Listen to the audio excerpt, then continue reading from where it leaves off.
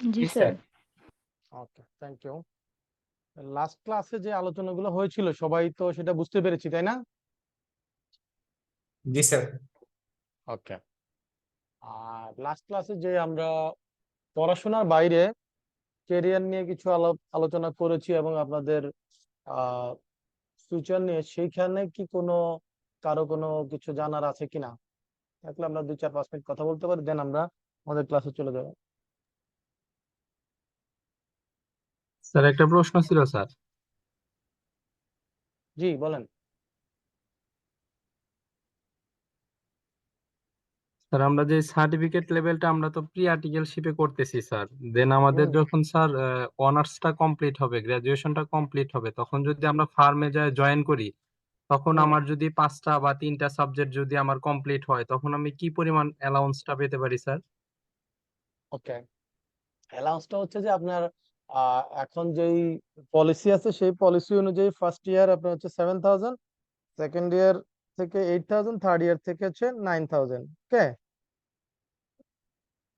দেন আপনি যদি একটা লেভেল কোয়ালিফাই করেন, মানে সার্টিফিকেট লেভেল কমপ্লিট হয়, সেক্ষেত্রে আরো আপনার এডিশনাল 2,000 টাকা অ্যাড হয়ে যাবে অ্যালাউন্সের সাথে। ঠিক আছে, প্রফেশনাল হলে আরো একটু অ্যাড হবে। এটা নতুন আমাদের অ্যালাউন্স শিডিউল করা হয়েছে।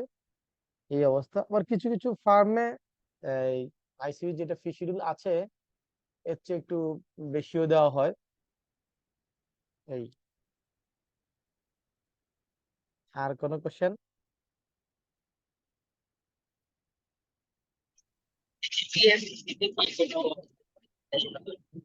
বুঝি নাই। স্যার অনার্সের বা বিবিএর যে সার্টিফিকেট থাকে আপনি কি বা দুইটা ডিভাইস সিজিপিএ দিয়ে জয়েন করেছেন? না স্যার।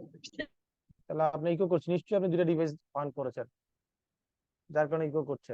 ফ্যানের জন্য মেবি হয়েছিল এরকম। জি বলেন। তার কোশ্চেন ছিল যে সিজিপি এর জন্য কি কোনো মানে অ্যালাউন্স বাড়ার কোনো পসিবিলিটি এটা থাকবে কিনা? আইসিবির শুনেছিলাম 3.5।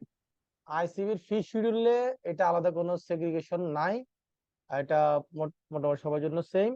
তবে ফার্ম ভিত্তিক, ফার্ম বিভিন্ন ক্যাটাগরিতে তার মতো করে মিনিমাম অ্যালাউন্সের বাইরে সে এডিশনাল অ্যালাউন্স দিতে পারে। যেমন পাবলিক ইউনিভার্সিটি থেকে আসলে সে এডিশনাল পায়, এরকম। এসিসি করে আসলে, আইসিএম এ করে আসলে, মানে কস্ট অ্যাকাউন্টেন্ট হয়ে আসলে, এরকম বিভিন্ন ধরনের ক্রাইটেরিয়াতে বিভিন্ন ফার্ম বিভিন্নভাবে এডিশনাল অ্যালাউন্স দিয়ে থাকে। এটা হচ্ছে ফার্ম ভিত্তিক, ফার্মের ইস্যুস। কিন্তু আইসিবি যে অ্যালাউন্সটা দেওয়া আছে সেই অ্যালাউন্সটা মিনিমাম মেনটেন করতে হবে, এটা হচ্ছে আইসিবির গাইডলাইন আর কি। এর বেশি দিলে কোনো অসুবিধা নেই। স্যার আপনার জানা মতে ওকে বা স্যার। আপনার দেখা মতে স্যার সিএল লেভেলে সর্বোচ্চ কত পর্যন্ত দেওয়া হচ্ছে? আসলে কি, সিএল লেভেল তো পরের কথা। পাবলিক ইউনিভার্সিটি থেকে ভালো স্টুডেন্ট আসলে অনেক ফার্মে তো 20-22 হাজার, 25,000, 28,000, 30,000ও দেয়।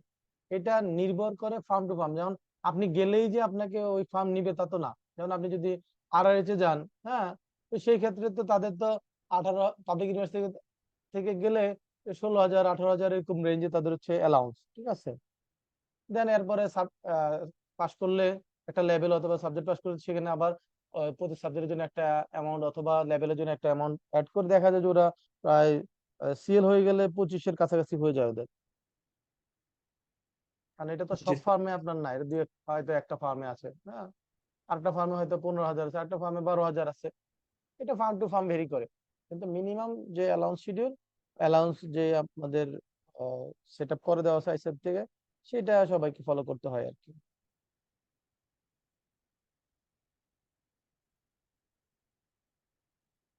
এটা আপনার ক্যাপাবিলিটির উপরও নির্ভর করে, হ্যাঁ, যে একটা ফার্ম কেন আপনাকে এডিশনাল বেনিফিট দিবে, নিশ্চয়ই আপনার ওই কোয়ালিটি থাকতে হবে। ওকে, আর যদি কারো কোনো কোশ্চেন না থাকে, আমরা ইনশাল্লাহ ক্লাসে চলে যাব। দেন আরেকটা পরবর্তী প্রশ্ন ছিল স্যার। জি বলেন।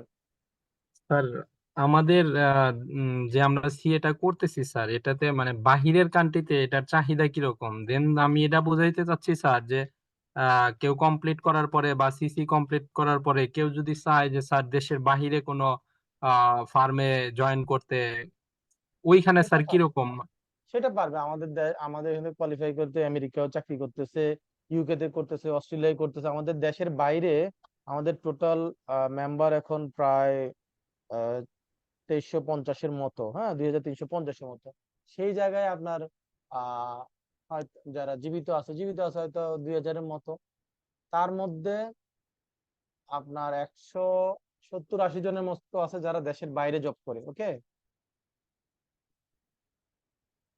বিভিন্ন কান্ট্রিতে আছে। সো আপনার যদি বাইরে গিয়ে জব করার ইচ্ছা থাকে আপনি করতে পারেন, আপনার জন্য মার্কেট ওপেন। এবং আপনার আপনি স্যার আইসিএল থেকে কোয়ালিফাই স্যার করলে এক্ষেত্রে কি যে কোনো দেশে যাওয়া যাবে? যে কোনো দেশে যাওয়া যাবে।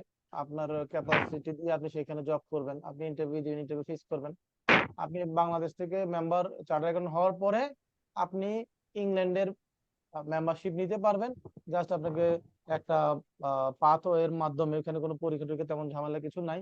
সো আপনি এখানকার মেম্বার হলে কিন্তু আপনি ইংল্যান্ডের আইসিএডব্লিউ এর মেম্বার হতে পারবেন, ইংল্যান্ডের মেম্বার হতে পারবেন। সেখানে আমাদের সাথে এমইউ করা আছে, তারপর অস্ট্রেলিয়ার সাথে আছে। এইগুলো ডিপেন্ড করবে হচ্ছে কি আপনি আপনাকে কোন জায়গায় দেখতে চান, সেটার জন্য আপনি তৈরি হবেন, আর কিছু না।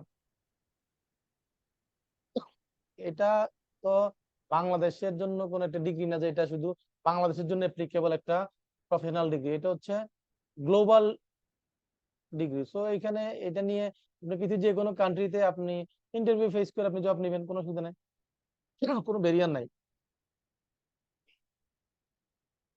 ঠিক আছে স্যার?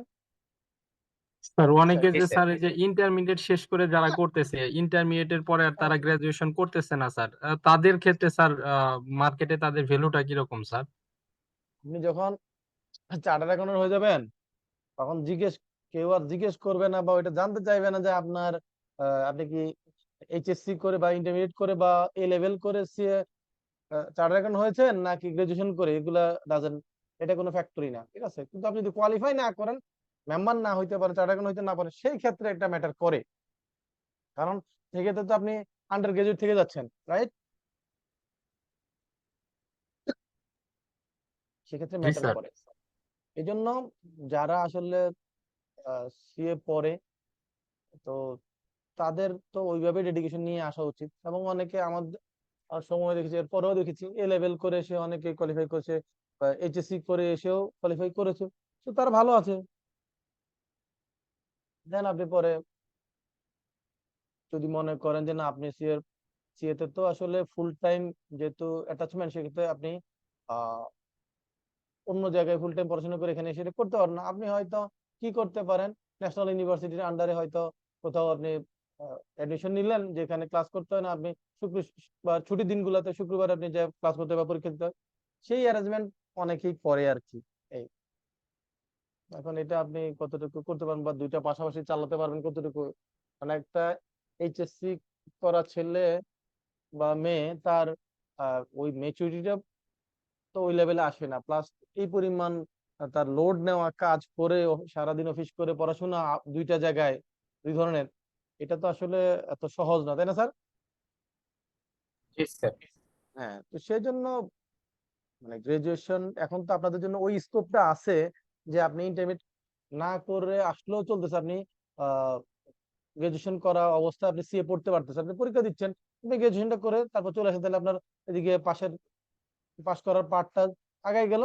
দেন আপনি এসে দেখেন 3 বছরের আর্টিকেলশিপ করে নিলেন, তাই না? আগে তো স্কোপ ছিল না, এখন তো গত 2 বছর ধরে তো এই স্কোপটা আছে।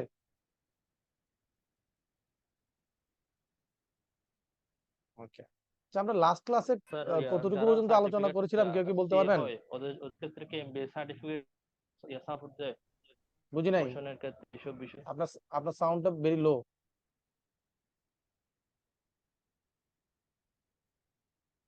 যিনি কথা বলেছেন ওনার ওইখান থেকে সাউন্ডটা খুব লো শোনাচ্ছে। আপনারা কি ওনারটা লাউড শুনতেছেন না লো শুনতেছেন? স্যার লো শুনতেছি।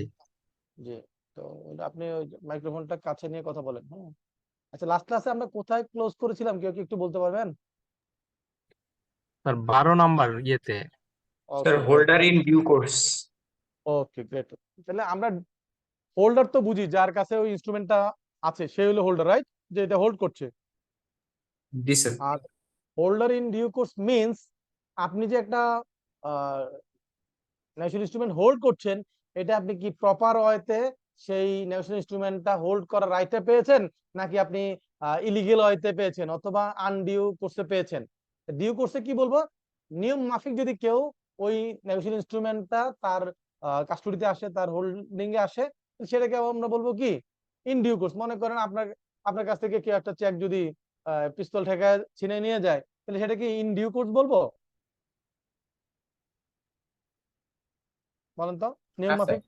হ্যাঁ, তাহলে হোল্ডার ইন ডিউ কোর্স মনে করেন, অথবা আপনি রাস্তা দিয়ে যাচ্ছেন, পথে আপনি এটা কুড়িয়ে পেয়েছেন, তাহলে সেটা কি আপনি প্রপার ওয়েতে পেয়েছেন?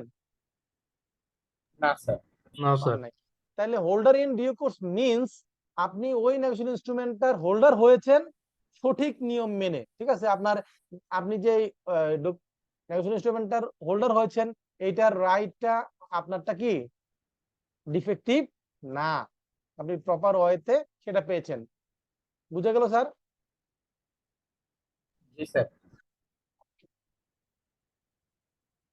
তারপর বলছে ইন্ডোর্স। স্যার ইন্ডোর্স করা, অনেক আমরা কি ইন্ডোর্স শব্দটার সাথে কেউ পরিচিত? ইন্ডোর্স করা, বলেন যে আমরা কি করি, পাসপোর্টে এন্ডোর্স করে নিয়ে আসছি, ডলার এন্ডোর্স করছি, বলে না? জি স্যার। এন্ডোর্স মিন্স হচ্ছে কি, আসলে এটাকে কেউ একটা সাইন করে দিলেই, মনে করেন একটা ডকুমেন্ট, কোনো সিগনেচার ছাড়া কোনো ডকুমেন্ট যদি মনে করেন আপনার নাম দিয়ে, ফার্মের নাম দিয়ে একটা ডকুমেন্ট প্রিন্ট করা আছে, কিন্তু আপনি যতক্ষণ ধরে সাইন না করছেন, তাহলে সেটা কি অথেন্টিকেট হচ্ছে? না স্যার। না স্যার। যখনই আপনি ওই ডকুমেন্টটাকে সাইন করছেন, দ্যাট মিন্স আপনি এটাকে এন্ডোর্স করছেন, এটাকে আপনি কি অথরাইজ করছেন, রাইট? অথেন্টিকেট করছেন। তো এই এন্ডোর্স করা মানে হচ্ছে কোন ডকুমেন্টকে সাইন করে সেটা কি ভ্যালিডেট করা। কি করা? ভ্যালিডেট করা। তাহলে যিনি এই ডকুমেন্টটাতে সাইন করে দিচ্ছেন, যার সিগনেচারে এটা অথেন্টিকেট হচ্ছে, তাহলে যিনি সাইন করছেন তাকে কি বলবো আমরা?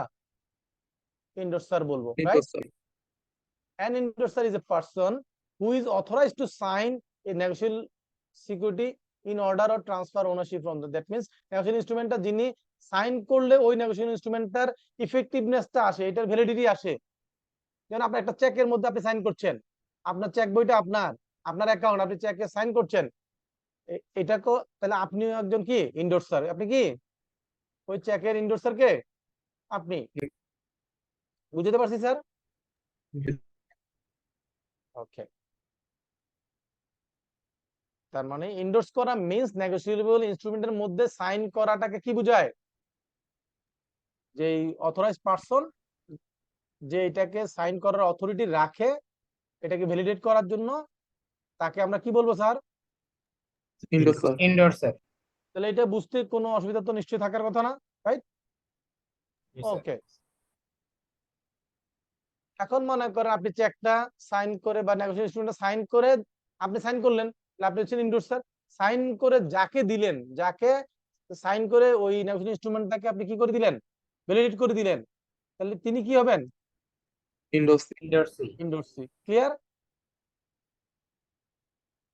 ওকে।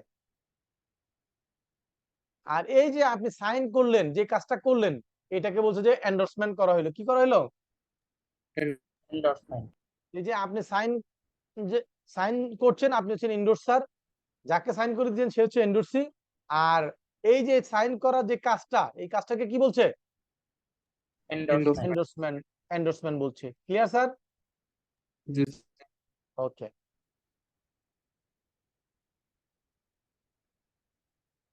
তারপরে আসছে অ্যাকসেপ্টর। এখন বলেন তো, গত ক্লাসে আমরা যখন আলোচনা করেছিলাম, আমরা বলেছিলাম যে নেগোশিয়েবল ইনস্ট্রুমেন্ট কয় ধরনের হয়? কয়টা আইটেম নেগোশিয়েবল ইনস্ট্রুমেন্টের? 3 ধরনের। কি কি? Promissory note, bill of exchange and cheque. Great. এখন বলেন তো, প্রমিসরি নোটে পার্টি কয়টা থাকে? স্যার দুইটা থাকে। ওকে, গ্রেট। তার মানে গত ক্লাসটা আপনি ভালোভাবে শুনেছেন, বুঝেছেন। এখন বলেন তো, চেকে কয়টা পার্টি থাকে? তিনটা স্যার। তিনটা থাকে, ড্রয়ার, পেয়ি আর ড্রয়ি। আচ্ছা, বিল অফ এক্সচেঞ্জে কয়টা পার্টি থাকে? স্যার তিনটা থাকে। মিনিমাম তিনটা। মিনিমাম 3টা, ম্যাক্সিমাম তাহলে 4টা। এভাবে বলতে হবে যে বিল অফ এক্সচেঞ্জে মিনিমাম তিনটা। কি মিনিমাম? তিনটা। তিনটা। ওকে, এখন বলেন তো, যেখানে প্রমিসারি নোট সেখানে একজন প্রমিস করছে আরেকজনের কাছে, রাইট? তো এখানে কি এখানে কোনো অ্যাকসেপ্ট, মাঝখানে কি থার্ড পার্টি কি আছে যে এটা অ্যাকসেপ্ট করতে হবে? না স্যার, থার্ড পার্টি তো নাই। তাহলে তাহলে অ্যাকসেপ্টরটা কি প্রমিসারি নোটের জন্য অ্যাপ্লিকেবল? না স্যার। নো। তাহলে এটা আমরা ফেলে দিলাম, রাইট? এটা সরে রাখলাম। দেন আবার সেন চেক, কি চেক? তো চেক হচ্ছে গিয়ে আপনি সাইন করে দিচ্ছেন, দিলে ব্যাংকে প্লেস করলো, প্লেস করলে ব্যাংক পেমেন্টটা করে দিবে। এখানে কি ব্যাংক চেকের উপরে অ্যাকসেপ্টেন্স সিল মারার কোনো প্রয়োজন আছে বা অধিকার আছে? না স্যার। রিকোয়ারমেন্ট আছে? নাই। তাহলে এটাও বুঝলাম যে চেকের ক্ষেত্রেও অ্যাকসেপ্টরের প্রয়োজন নাই, প্রমিসারি নোটের ক্ষেত্রেও নাই। তাহলে কার ক্ষেত্রে প্রয়োজন? বিল of bill of bill exchange. Of exchange. হ্যাঁ। তাহলে বিল অফ এক্সচেঞ্জটা যিনি ইস্যু করবেন সে হচ্ছে ড্রয়ার, তাই না? যাকে পে করার জন্য নির্দেশ দিবেন সে হচ্ছে ড্রয়ি, যে পেমেন্টটা পাবে সে হচ্ছে কি পেই, রাইট? জি স্যার। ওকে, এখন ওই যে বললাম মিনিমাম তিনটা পার্টি, ম্যাক্সিমাম আরো বেশি হতে পারে। এখন যদি ধরে নিলাম তিনটাই পার্টি মিনিমাম, তাহলে যে ড্রয়ি, যে কি ড্রয়ি, যাকে নির্দেশ করলাম, মানে ড্রয়ি হচ্ছে, ধরে নিলাম যে আমি কি এখানে সোনালী ব্যাংকের মতিঝিল শাখা, কি সোনালী ব্যাংকের মতিঝিল শাখা, সেখানে আমি বলেছি যে ড্রয় হচ্ছে সোনালী ব্যাংকের মতিঝিল শাখা, সে পেমেন্টটা করবে মিস্টার এক্স কে। গ্রেট। তাহলে এখন ড্রয়ি, সে এখন ড্রয়ই আছে, কিন্তু যখন সে ওই বিল অফ এক্সচেঞ্জটা তার কাছে প্লেস করা হলো পেমেন্টের জন্য, সে যদি এটাকে অ্যাকসেপ্ট করে, কি করে অ্যাকসেপ্ট করে সাইন করে। অ্যাকসেপ্ট করে সিল দিয়ে সাইন করে, তাহলে তখন আর সে আর ড্রয় থাকে না, তখন সে কি হয়ে যায়? অ্যাকসেপ্টর। অ্যাকসেপ্টর হয়ে যায়। কারণ শুধু ড্রয় যদি হয় তাহলে সে, তার অপশন আছে, সেটাকে অ্যাকসেপ্ট করতে পারে, নাও করতে পারে, রাইট? জি স্যার। ওকে, দেন সে যদি নট অ্যাকসেপ্টেড সিল দিয়ে দেয়, তাহলে তার কি আর কোনো দায় দায়িত্ব আছে? না স্যার। না স্যার। এটা তো বুঝতে পেরেছি, রাইট? এখন যদি সে অ্যাকসেপ্টেড সিলটা দেয় তাহলে কি হবে? দায়িত্ব তার স্যার। লায়াবিলিটি জন্মাবে। তাহলে সে এটা পেমেন্ট করার জন্য অ্যাকসেপ্টেন্স দিয়েছে, দ্যাট মিন্স এই তার অব্লিগেশনটা চলে আসছে তার উপর, রাইট? জি স্যার। ওকে, তাহলে এই যে এখানে দেখেন ড্রয় ছিল সোনালী ব্যাংক, সে যখন অ্যাকসেপ্টেন্স সিল দিল সে এখন আর ড্রয় নাই, সে কি হয়ে গেল? অ্যাকসেপ্টর। অ্যাকসেপ্টর। অ্যাকসেপ্টর হয়ে গেল। আর যখনই অ্যাকসেপ্টর হয়ে গেল তার অব্লিগেশন ক্রিয়েট হয়ে গেল, রাইট? ইয়েস। আর যখন ড্রয় ছিল তখন তার অপশন ছিল yes or no, right? Yes sir. Accept করব বা করব না। কিন্তু যখন অ্যাকসেপ্টেন্স সিল দিল তখন সে অ্যাকসেপ্টেড হয়ে গেল, তখন এটা পেমেন্ট করার জন্য তার লায়াবিলিটি ক্রিয়েট হয়েছে, রাইট? লায়াবিলিটি ক্রিয়েট হইলে সেটা পেমেন্ট করবে, আবার চাইলে পেমেন্ট নাও করতে পারে, তবে অ্যাকসেপ্টেন্স দিলে নরমালি সে এটা পেমেন্ট করবে, এটা মোটামুটি শিওর, এটা নিয়ে কোনো তেমন ডাউট থাকে না। তারপর যদি অ্যাবনরমাল কোনো সিচুয়েশন হয়, সে তখন ওই যে অ্যাকসেপ্টেন্সটা দুই ধরনের হয়, একটা হচ্ছে অ্যাকসেপ্টেন্স ফর কি অনার, আর একটা হচ্ছে কি অ্যাকসেপ্টেন্স ফর পেমেন্ট, কি অ্যাকসেপ্টেন্স ফর পেমেন্ট। অনারটা মিন্স আপনার কাছে ডকুমেন্টটা আসছে, আপনি এটা অ্যাকনলেজ করছেন যে হ্যাঁ তোমার এটা আমি গ্রহণ করলাম, তারপর যে ডিউ টাইম আসবে যে ওখানে গ্রহণ করলাম, যে ওখানে বলা থাকবে যে হ্যাঁ এটা 1 মাসের মধ্যে ম্যাচুরিটি ডেটের পরে পেমেন্টটা করবে, তারপর ডকুমেন্টটা আসলে আপনি অ্যাকসেপ্টেন্স দিলে ম্যাচুরিটি ডেট হয়ে গেলে দেন আপনি পেমেন্টটা করবেন। কিন্তু যখন পেমেন্টের টাইম আসলো তখন আপনি যদি পেমেন্ট করতে না চান, তখন সেটাকে বলবো কি, তাহলে যদি পেমেন্ট করেন তাহলে অ্যাকসেপ্টেন্স ফর পেমেন্ট, আর যদি পেমেন্ট করার আপনার ইচ্ছা না থাকে, ডিসএগ্রি করেন, তাহলে কি হবে? তাহলে নন অ্যাকসেপ্টেন্স ফর পেমেন্ট হবে। তখন হবে কি নন অ্যাকসেপ্টেন্স ফর পেমেন্ট। তাহলে অ্যাকসেপ্টেন্স ফর অনার আর হচ্ছে অ্যাকসেপ্টেন্স ফর পেমেন্ট, দুইটা জিনিস। আবার নন অ্যাকসেপ্টেন্স ফর, তো সেখানে তাহলে ডিসঅনার হইতে পারে। তাহলে আপনি যে ইয়েটা দিলেন, ডকুমেন্টটা কালেক্ট করলেন, সেটা আপনি ডিসঅনার করে দিতে পারেন। তাহলে দেখেন acceptance for honour, that means a bill of access have been noted and protested. এই অ্যাকসেপ্টেন্স ফর অনারটা একটু শুনেন, এটা কি? একটা হলো যে আমি নরমালি আমার কাছে আসছে আমার নামে, আমি এটা কি করেছি অ্যাকসেপ্টেন্স দিয়ে দিই, তাহলে আমি অ্যাকসেপ্টর, এটা হলো আমার নরমাল পজিশন, রাইট? এখন যদি এমন হয় যে না আমি এটা কি করি নাই, অ্যাকসেপ্টেন্স দেই নাই, তাহলে এখন ওই ক্লায়েন্ট বলবে, যাবে এখন মনে করেন অন্য একটা ব্যাংকে গিয়ে বললো যে আমার এটা তো আপনাদের এখানে আমরা দীর্ঘদিন ধরে ট্রানজাকশন করি, তা আমার এটা সোনালী ব্যাংকে ইয়ে ছিল, তারা এটা অ্যাকসেপ্টেন্স দেয় নাই। এখন আপনি কি করবেন, যে রাজবাংলা ব্যাংকে বললেন যে তুমি এটার একটা কি করো, অ্যাকসেপ্টেন্স দাও। কেন দাও? কারণ এটা ডিজনার হয়েছে। ডিজনার হয়েছে কিন্তু রাজবাংলা ব্যাংক কি ওই এগ্রিমেন্টের পার্টি ছিল ইনিশিয়ালি? না স্যার। না স্যার। ছিল না। তাহলে সে এখানে এখন যে অ্যাকসেপ্টেন্সটা দিচ্ছে এটা হচ্ছে আরেকজনের সম্মানে দিচ্ছে, আরেকজনের কি সম্মানে। আরেকটা যদি এক্সাম্পল দিয়ে বুঝাই, মনে করেন আপনার কোন রিলেটিভ ব্যাংক থেকে লোন নিয়েছে, কি করেছে, ব্যাংক থেকে লোন নিয়েছে, এখন সে ব্যাংকের পেমেন্ট ক্লিয়ার করতে পারছে না, অথবা সে লোন নেওয়ার সময় ওইখানে আরেকজন গ্যারান্টর ছিল বা ইয়ে ছিল, তো সে দেখা গেল যে গ্যারান্টর কাছে যখন গেল পেমেন্টের জন্য, গ্যারান্টর তখন আর কি করতে পারছে না, সে আর অ্যাকসেপ্টেন্স দিচ্ছে না, সে পেমেন্ট দিতে পারতেছে না। ওই তখন এটা তো আইনগত প্রসিডিংসে চলে যাবে না, যেহেতু সে পেমেন্টটা দিচ্ছে না। ওই অবস্থায় কি আপনি আপনার রিলেটিভ বা ছোট ভাই যখন প্রবলেমে পড়ছে, আপনি তখন কি করবেন?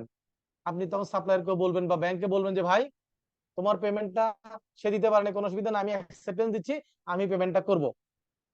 হতে পারে না? জি স্যার, হতে পারে। আপনার অন্য এক ব্যাংক অ্যাকসেপ্টেন্স দেয় নাই, আপনি অন্য ব্যাংকে ম্যানেজ করে বলছেন, সে বলছে ঠিক আছে আমি অ্যাকসেপ্টেন্স দিব। তবে এখানে একটু কি আছে, কন্ডিশন আছে। এখানে কি আছে, একটু কন্ডিশন আছে। আপনি যখন বিল অফ এক্সচেঞ্জটা দিয়েছেন তখন তো আপনি বলেছিলেন যে সোনালী ব্যাংক আপনার পেমেন্টটা করবে, রাইট? জি স্যার। কিন্তু সোনালী ব্যাংক পেমেন্ট করবে এটা বলাতে হয়তো ওই সাপ্লায়ার রাজি হয়েছে আপনার বিল অফ এক্সচেঞ্জটা নিতে, ঠিক আছে, তার কনফিডেন্সটা পেয়েছে। এখন সোনালী ব্যাংক না করার কারণে আপনি এখন বলছেন না এটা রাজবাংলা ব্যাংক করবে, অথবা ঢাকা ব্যাংক করবে, অথবা এক্সিম ব্যাংক করবে, যে কোনো একটা ব্যাংক করবে।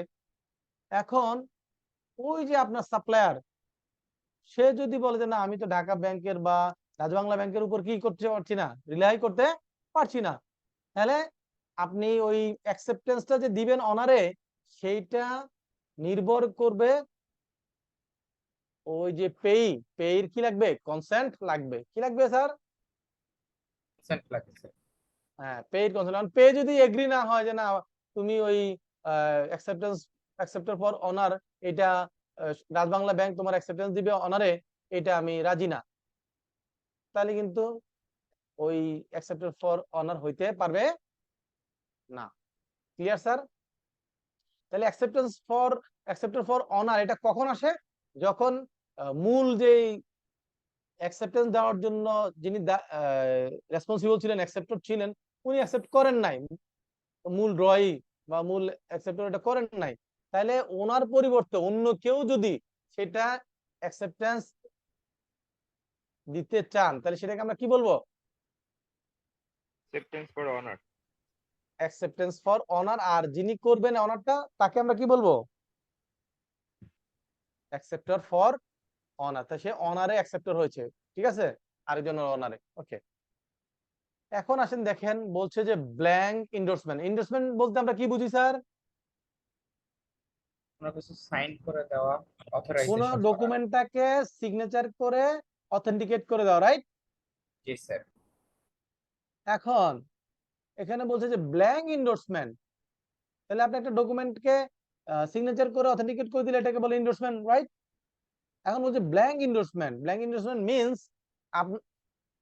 হচ্ছে ওই যে নেগোশিয়েবল ইনস্ট্রুমেন্ট, এটার সকল ইনফরমেশন ফিল আপ না করে খালি রেখে আপনি সাইন করে দিয়েছেন। শুধু কি করে দিয়েছেন? শুধু সাইন করে দিয়েছি। সাইন করে দিয়েছেন। যেমন আমরা যদি সহজভাবে চিন্তা করি, একটা চেক আপনি হয়তো আপনার ছেলেকে, আপনার ছোট ভাইকে বা বোনকে কি করলেন, একটা চেক দিবেন, বা আপনার অফিসের স্টাফকে বললেন যে তুমি ব্যাংক থেকে টাকাটা তুলে নিয়ে আসো। আপনি কি করলেন? আপনি ওইখানে, অথবা ছেলের স্কুলের ফিজ লাগবে, আপনি অ্যামাউন্টটা জানেন না, আপনি কি করলেন? জাস্ট চেকটা সিগনেচার করে দিলেন। ওই যে কে পেমেন্টটা পাবে তার নামের জায়গাটা আপনি লিখে দিলেন নাই, অ্যামাউন্টটা লেখেন নাই, ডেটটা লেখেন নাই, তাহলে কি ইনভেস্টমেন্টটা কি ফুল কমপ্লিট আছে না নাই? ইনকমপ্লিট আছে স্যার। ওকে, রাইট। তাহলে ইনফর্মে শুধু সিগনেচার করে দিলেন, অন্য কিছু ফিল আপ করলেন না, তাহলে ইনফরমেশন গুলো ফিল আপ না করে তাহলে সেটাকে আমরা কি বলবো? Blank endorsement. Blank endorsement. Blank endorsement. মানে যেমন আমরা ওই অনেক সময় এরকম শুনেন না যে ব্ল্যাঙ্ক চেককে সাইন করে দিয়েছে, শুনি তো নাকি? জি জি স্যার। স্যার। এই ব্ল্যাঙ্ক চেকটাও হচ্ছে ব্ল্যাঙ্ক এন্ডোর্সমেন্ট। ওই যে আপনি সিগনেচার করে দিয়েছেন একটা খালি চেককে, এটাকে কি বলতে পারবো আমরা এখন? Blank endorsement. বুঝতে পারছি স্যার? জি স্যার।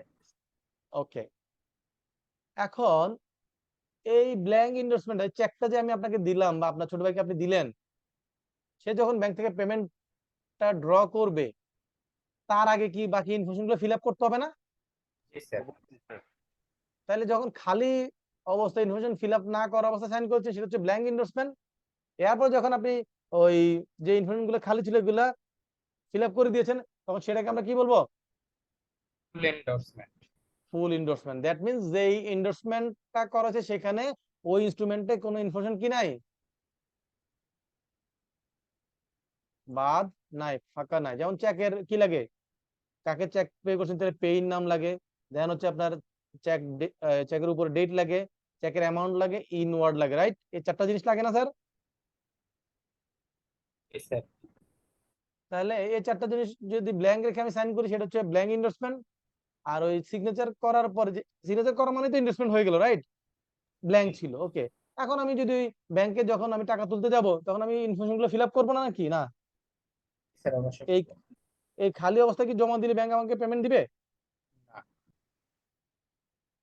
না স্যার। দিবে না। তাহলে আমি এটাকে ফিল আপ করবো। যখনই আমি এটা ফিল আপ করছি তখন এটা ফুল এন্ডোর্সমেন্ট হয়ে যাচ্ছে, কারণ এখানে আর কোনো ইনফরমেশন কি নাই, মিসিং ফাঁকা নেই। নাই বা বাদ নাই। Clear sir? তাহলে ব্ল্যাঙ্ক এন্ডোর্সমেন্ট, ফুল এন্ডোর্সমেন্ট পরীক্ষা আসতে পারবো। জি জি স্যার। স্যার। ওকে, এবার দেখেন, এটা মনে হয় গত ক্লাসের শুরুর দিকে আলোচনা হয়েছিল, ওই payable to order, payable to bearer, মনে আছে স্যার? জি sir. Payable to order means আমি যাকে পেমেন্ট করার জন্য নির্দেশ করেছি, মানে যেভাবে পেমেন্ট করতে নির্দেশ করেছি সেভাবে। আর বিআরআর মিন্স হচ্ছে যে ওই যে একটা ক্যাশ চেক দিলাম, যে এই কেউ চেক গ্রহণ যেই করতে হাতে যেই হাতে যার কাছে যাবে সেই টাকাটা তুলতে পারবে, রাইট? স্যার। বিআরআর মিন্স নেগোশিয়েশন ইনস্ট্রুমেন্টটা যার হাতে থাকবে সেই টাকাটা তুলতে পারবে, রাইট? জি স্যার। আর অর্ডার মিন্স আমি যদি চেকে লিখে দিই যে এটা মিস্টার সলিমউদ্দিন অথবা তার নির্দেশে যে কেউ পেমেন্টটা করতে হবে, তাহলে সেটা হলো অর্ডার। এটা কি পেয়েবল টু অর্ডার। আর বিআরআর মিন্স আমি এরকম কাউকে নির্দেশ করে দিচ্ছি না, এই ডকুমেন্ট যার হাতে যাবে সেই পেমেন্টটা পাবে। Clear sir? জি স্যার। জি স্যার। ওকে, এবার আসেন, এর আগে দেখেছিলাম আমরা হচ্ছে কি in due course, holder in due course, এখন আসছে কি payment payment in due course. Due course. Okay, এটা সিম্পলি যদি আমরা মনে করি সেটা হচ্ছে যে এই নেগোশিয়েশন ইনস্ট্রুমেন্টটা যখন আসবে এটা পেমেন্ট করতে হবে না? জি স্যার। এই পেমেন্ট করতে গিয়ে যে এই প্রসেসটা সঠিক নিয়মটা যেটা ফলো করা দরকার সেটা যদি ফলো করে পেমেন্টটা করেন তাহলে সেটাকে আমরা কি বলবো? Payment in payment in due course. এখন আমি একটা এক্সাম্পল দিয়ে আপনাদেরকে বুঝাবো, দেখবো যে এটা আপনাদের সারা জীবন মনে থাকবে। ওকে, এখন বলেন তো, আমি আপনাকে একটা চেক দিলাম, ওকে, একটা অ্যাকাউন্ট পে চেক দিলাম, আপনি অথবা ক্যাশ চেকে দিলাম আপনার নামে। আপনি কি করলেন, এই চেকটা নিয়ে ওই রেসপেক্টিভ ব্যাংকে, ক্যাশ চেক হলে যে ব্যাংকের চেক সেই ব্যাংকে যে কোনো একটা ব্রাঞ্চে আপনি গেলেন। ওকে, যাওয়ার পর আপনি চেকটা ব্যাংকে যখন দিলেন অফিসারকে, তাহলে এরপর ব্যাংকের অফিসার কি করবে বলুন তো চেকটা নিয়ে? স্যার সবকিছু চেক করে যে সবকিছু ঠিকঠাক আছে কিনা। এ সব বলতে কি বুঝায়? আপনি তো প্রফেশনাল, আপনি তো সব বললে হবে না, এটা তো যারা জেনারেল পাবলিক তারা সব বলবে। সাইন চেক করবে, ওই আপনাকে তো স্পেসিফিক অ্যাকাউন্টে বলতে কার হবে কি কি চেক ব্যালেন্স করবে। Sir date, sign, amount, signature. Hmm, আচ্ছা, ওকে। এখন ফার্স্ট অফ অল সে দেখবে যে এটার চেকের যে ডেটটা দেওয়া আছে ওই ডেটের আগে পেমেন্টের জন্য আসছে না ওই নির্দিষ্ট ডেটে বা তারপরে আসছে, ম্যাচিউর হওয়ার পর আসছে, রাইট? এখন যদি চেকের ডেট থাকে 31 মে, রাইট, তাহলে সেক্ষেত্রে কি আমি যদি মনে করেন মে মাসের 30 তারিখও যাই তাহলে কি ব্যাংক আমাকে পেমেন্টটা করবে? না স্যার। না স্যার। এক ডেটটা হচ্ছে 31 মে, আমি 30 তারিখে গেলাম, তাহলে কি ব্যাংক আমাকে পেমেন্টটা করবে? না না স্যার। স্যার। করবে না। তাহলে ব্যাংক প্রথমে চেক করবে যে চেকের ডেটটা কি ডিউ, চেকের পেমেন্টের জন্য ডিউ হয়েছে কিনা, রাইট? জি স্যার। ওকে, নাম্বার 1। নাম্বার 2 কি করবে? দেখবে যে যেই চেকটা আসছে ওই অ্যাকাউন্টে ঢুকে দেখবে যে এটার ট্রানজাকশন লিমিট কত, রাইট? দেখবে না? জি স্যার। তারপর দেখবে যে সেইটার অ্যাকাউন্টে এই পরিমাণ ব্যালেন্স আছে কিনা, তাই না? এখন আপনি 10 লক্ষ টাকার একটা চেক দিয়েছেন কিন্তু অ্যাকাউন্টে আছে 9,99,999, তাহলে কি 10 লক্ষ টাকার চেকটা পেমেন্ট করা যাবে? না না স্যার। যাবে না। তাহলে ব্যাংকে ব্যালেন্স থাকতে হবে, রাইট? যেই অ্যামাউন্টে চেক গিয়েছে মিনিমাম সেই অ্যামাউন্টের কি লাগবে, ব্যালেন্স থাকা লাগবে নাকি? জি স্যার। ওকে। তারপর সে কি করে, যখন দেখবে যে ব্যালেন্স ঠিক আছে তখন সে কি চেক করবে? সিগনেচার ঠিক আছে কিনা, রাইট? জি স্যার। তাদের এখানে যে সিগনেচারের স্পেসিমেন আছে ওদের ওয়েবসাইটে খুলে দেখবে যে এখানে চেক সিগনেচারটা ম্যাচ করে কিনা। তারপর দেখবে যে এটা কত টাকা পেমেন্ট করতে হবে, কাকে পেমেন্ট করতে হবে, তখন সে এগুলো ঠিক থাকলে কি করবে, পেমেন্টটা দিয়ে দিবে নাকি? জি স্যার। আচ্ছা, তাহলে এটা সে এই জিনিসগুলো চেক করে সঠিক পেয়েছে তারপর পেমেন্টটা করেছে, এটাই তো নাকি? জি স্যার। এখন যদি ব্যাংক এমন করে যে চেকের সিগনেচারটা ম্যাচ করে নাই কিন্তু সে পেমেন্ট করে দিয়েছে, কি করে দিয়েছে? পেমেন্ট করে দিয়েছে। তাহলে এই পেমেন্ট, তাহলে আমি মনে করেন আপনি এক জায়গায় বললেন যে এই পেমেন্টটা সঠিক হয় না বা আমার এই পেমেন্টটা নিয়ে কি আছে, ব্যাংকের এগেইনস্টে কমপ্লেইন আছে। তো ব্যাংক চেক, আপনি বললেন যে এটা চেকের দেখেন সিগনেচার ম্যাচ করে নাই, এই চেকটা আমার সিগনেচার করা না, আপনি পেমেন্ট করেছেন, তাহলে কি ব্যাংক কি বলতে পারবে সে ডিউ করছে, পেমেন্টটা করেছে? না না স্যার। তাহলে কি এক্সাম্পলটা দিয়ে এই পেমেন্ট ইন ডিউ কোর্স বলতে কি বোঝায়, বুঝতে পেরেছি কিনা? জি স্যার। জি স্যার। তাহলে যদি পেমেন্ট করার জন্য যেই ধরনের যাচাই বাছাই করা দরকার, যে নিয়ম ফলো করে পেমেন্টটা করা দরকার সেটা ফলো করে যদি পেমেন্ট করেন তখনই আপনি শুধু বলতে পারবেন কি, payment in due course, right? জি স্যার।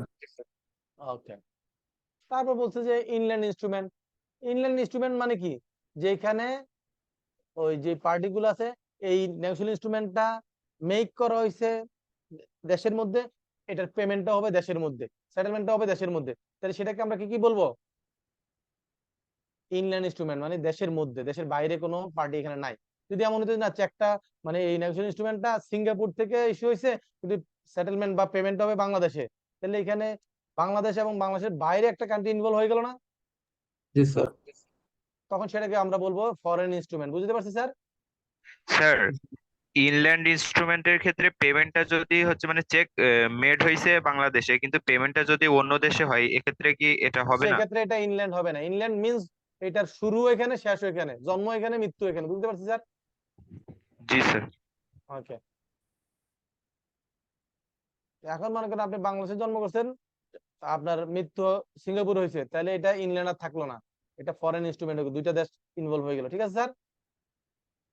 তাহলে যদি এমন হয় যে একটা নেগোশিয়েবল ইনস্ট্রুমেন্ট বাংলাদেশে মেক করেছে কিন্তু এটার পেমেন্ট হচ্ছে কোথায় বা সেটেলমেন্ট হচ্ছে সিঙ্গাপুরে, ইউকে তে অথবা আমেরিকায়, তাহলে কি হবে, এটাকে আমরা ফরেন ইনস্ট্রুমেন্ট বলবো। বুঝতে পারছি স্যার? জি স্যার। ওকে। তারপর এখানে কি বলা আছে যেটা 25 নাম্বার পড়েন তো। Because instrument. হ্যাঁ, তাহলে আমরা যতক্ষণ নেগোশিয়েবল ইনস্ট্রুমেন্ট শুনলাম তো এটা আবার কি জিনিস, তাই না? নেগোশিয়েবল ইনস্ট্রুমেন্ট তিন ধরনের হয় সেটা আমরা শিখেছি, রাইট? জি স্যার। এইটা হলো এমন একটা ইনস্ট্রুমেন্ট যে ইনস্ট্রুমেন্টটাকে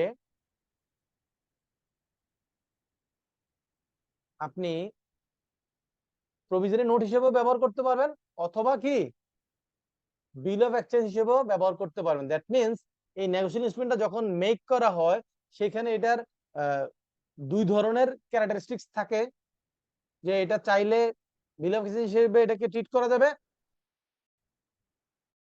অথবা প্রমিসারি নোট হিসেবে ট্রিট করা যাবে। ওকে। এখন যিনি হোল্ডার ওই নেগোশিয়েবল ইনস্ট্রুমেন্টের, তিনি সিদ্ধান্ত নেবেন যে উনি এটাকে বিল অফ এক্সচেঞ্জ হিসেবে এটাকে অ্যাপ্লাই করবেন নাকি প্রমিসারি নোট হিসেবে উনি অ্যাপ্লাই করবেন? বুঝতে পারছি কিনা স্যার? জি স্যার। ওকে। স্যার এমন কোনো কিছু আছে কি স্যার যে তার বিল অফ এক্সচেঞ্জ অথবা প্রমিসারি নোট হিসেবে কনসিডার করাই বেটার হবে, এমন কোনো ইস্যু? এটা হচ্ছে গিয়ে আপনি যখন প্রমিসারি নোট হিসেবে ট্রিট করেন, এটা আনসার আপনার কাছে আছে, জাস্ট একটু আমাদেরকে কি করতে হয়, একটু চিন্তা করতে। আপনি যে কোশ্চেনটা করছেন আপনার কাছে কিন্তু আনসারটা আছে। আমি কিন্তু গত 2টা ক্লাস ধরে যা পড়াচ্ছি এগুলো ভেঙে ভেঙে এই জন্য পড়াইছি, আপনার কাছে কিন্তু আনসারটা আছে। আপনি দেখেন প্রমিসারি নোটে পার্টি কয়টা? দুইটা। দুইটা স্যার। স্যার দুইটা। দুইটা। বিল অফ এক্সচেঞ্জে পার্টি কয়টা? মিনিমাম মিনিমাম 3টা। তিনটা স্যার। এখন আপনি বলেন তো, পার্টি দুটো হলে একজন পাবে একজন দিবে, রাইট? প্রমিসারি নোটে জি স্যার। জি তাহলে যে পাবে সে সরাসরি যে দিবে তাকে ধরতে পারতেছে, রাইট? জি স্যার। ক্লেম করতে পারতেছে। তো এটা বেশি কাছে না ওই বিল অফ এক্সচেঞ্জ হলে যে 50 জন ঘুরে আপনি 14 জন থেকে খুঁজে পেমেন্টটা চাইবেন, কোনটা সহজ? প্রমিসারি নোট সহজ। প্রমিসারি নোট। বুঝতে পেরেছেন কোনটাকে আপনি প্রাধান্য দিবেন? জি স্যার। ক্লিয়ার? জি। এখন যদি এমন হয় যে না, প্রভিজনারি নোটের এটা করতে গেলে দেখা যায় ওই ভদ্রলোক হয়তো দেশের বাইরে আছেন অথবা অ্যাভেলেবেল নাই, তখন আপনি এটা কি আপনি প্রভিজনারি নোট হিসেবে ট্রিট করলে খুব বেটার, যে আপনি সরাসরি যার কাছ থেকে পাবেন সে ছাড়া মাঝখানে কোনো কি নাই, ভায়া নাই। প্রধানমন্ত্রীর সাথে সরাসরি দেখা করা আর ওই প্রধানমন্ত্রী পিএস এর সাথে দেখা করা এক কথা স্যার। না স্যার। প্রমিজনারি নোট হলো সরাসরি আপনি প্রধানমন্ত্রীর সাথে দেখা করতেছেন, আর বিল অফ এক্সচেঞ্জ কি প্রধানমন্ত্রীর রিপ্রেজেন্টেটিভ সাথে দেখা করলেন। তাহলে কোনটা আপনি চুজ করবেন? প্রমিসারি নোট স্যার। বুঝতে পারছি কিনা স্যার? ওকে, এবার আসেন তাহলে কখন আমি বিল অফ এক্সচেঞ্জ হিসেবে ট্রিট জি স্যার করব? বুঝছি। এখন এমন যদি হচ্ছে প্রমিসারি নোটটা যিনি ইস্যু করেছেন উনি এখন মনে করেন অসুস্থতার কারণে সিঙ্গাপুরে আছেন বেশ কিছুদিন ধরে, দেশে আসতে সময় লাগবে, তা আপনি কি ওনার জন্য প্রমিসারি নোট নিয়ে একদম বসে থাকবেন, নাকি এটাকে অল্টারনেটিভলি বিল অফ এক্সচেঞ্জ হিসেবে ট্রিট করে পেমেন্টটা নিয়ে নেবেন? বিল অফ এক্সচেঞ্জ করে স্যার পেমেন্ট রিসিভ করে নেব।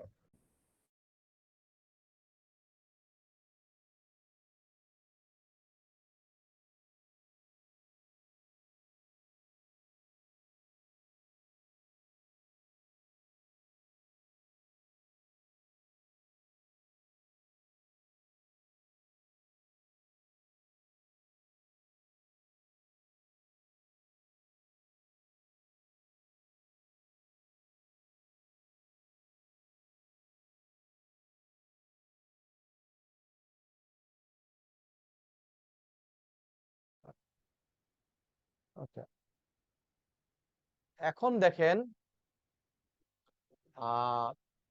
তাহলে আপনি সিদ্ধান্ত নিবেন যে আপনি কখন বিল অফ এক্সচেঞ্জ হিসেবে ট্রিট করবেন, কখন প্রভিজনারি নোট হিসেবে। বুঝতে পারছি কিনা স্যার প্রেক্ষাপটটা? জি স্যার। এখন মনে করেন যেমন একটাকে যদি আপনি ট্রেন চিন্তা করেন আর একটাকে আপনি মনে করেন বাসের জার্নি চিন্তা করেন, তা আপনি তো কোনটাকে প্রেফার করবেন, ট্রেন না বাসের জার্নি?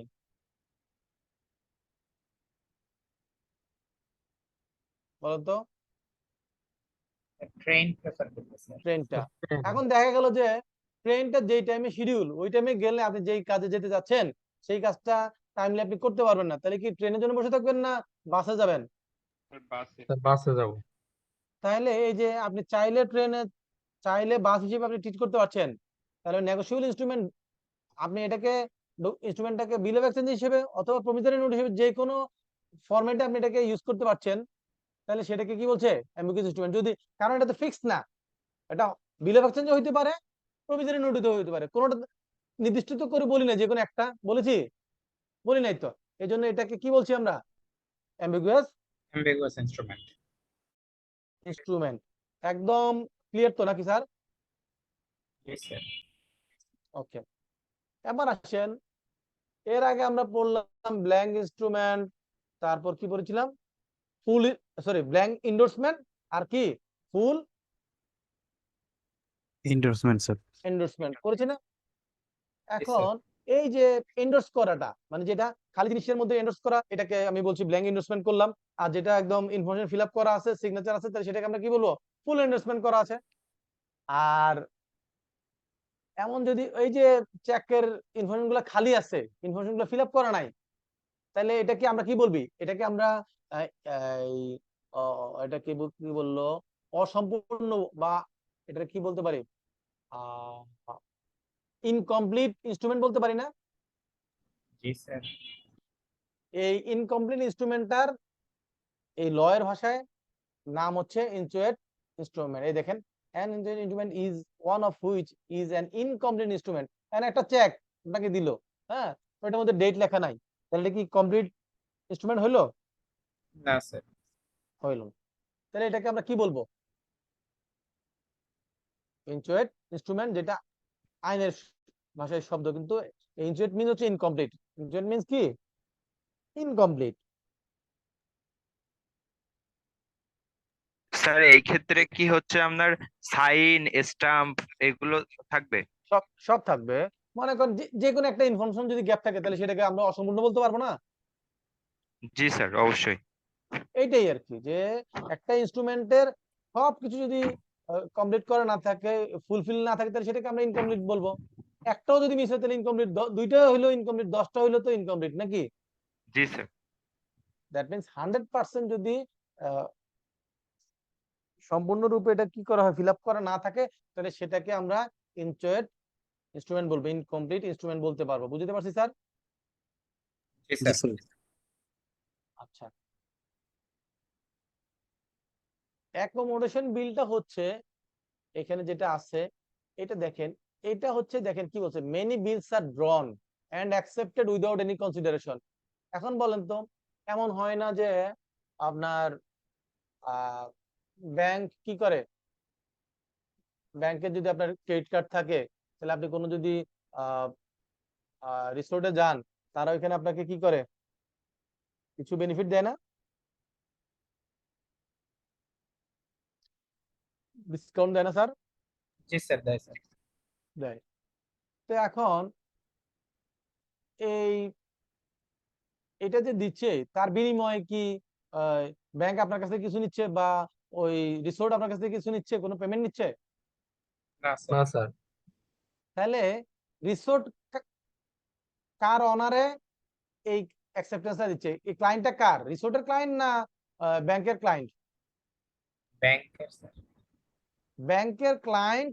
ব্যাংকের ওই কার্ডটা শো করলে রিসোর্ট তাকে অনার করছে, রাইট? জি স্যার। তো এটা করার জন্য কি ওই রিসোর্ট তার কাছ থেকে কোনো বেনিফিট নিচ্ছে? না কাস্টমার স্যার। কাছ থেকে, ব্যাংকের কাছ থেকে নিচ্ছে? জি স্যার, ব্যাংক থেকে এটা নিচ্ছে।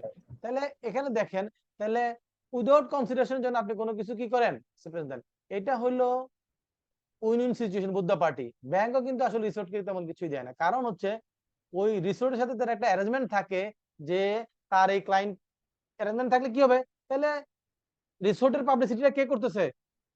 ব্যাংক করতেছে স্যার। ব্যাংক করতেছে। তাহলে এখানে বুদ্ধা পার্টি বেনিফিট হচ্ছে না? জি স্যার। কিন্তু তারা কিন্তু আসলে একজন আরেকজনের কাছ থেকে ওরকম পেমেন্ট, কোনো কনসিডারেশনের বিনিময়ে তারা এই অ্যাকসেপ্টেন্স দেয় না, এটা আরেকজনের অনারে দেয়। অথবা আপনি আপনার ছোট ভাই গেল, আপনার ফ্রেন্ড কি করলো, আপনার ছোট ভাইকে সেখানে তাকে বেনিফিটটা দিল, তার বিনিময়ে কি আপনার ফ্রেন্ড কোনো কিছু নিয়েছে? বা আপনি কি আপনার ফ্রেন্ডকে কিছু দিয়েছেন? সে আপনাকে সেটা কি করেছে, জাস্ট অনার করছে আপনাকে বেনিফিট। পেমেন্ট তো যা করার সেটা ক্লায়েন্টই করেছে, নাকি? জি স্যার। এই ধরনের জিনিসগুলাকে বলেছে অ্যাকোমোডেশন বিল। এটা আমাদের দেশে আসলে এত ডিপলি প্রচলন ওইভাবে নাই, আর এটা এই শব্দটা মানুষ খুব একটা এখন ব্যবহার করে না। ফিকটিশাস, ফিকটিশাস বলতে কি বোঝায়, এটা বাংলা কি স্যার, ফিকটিশাস?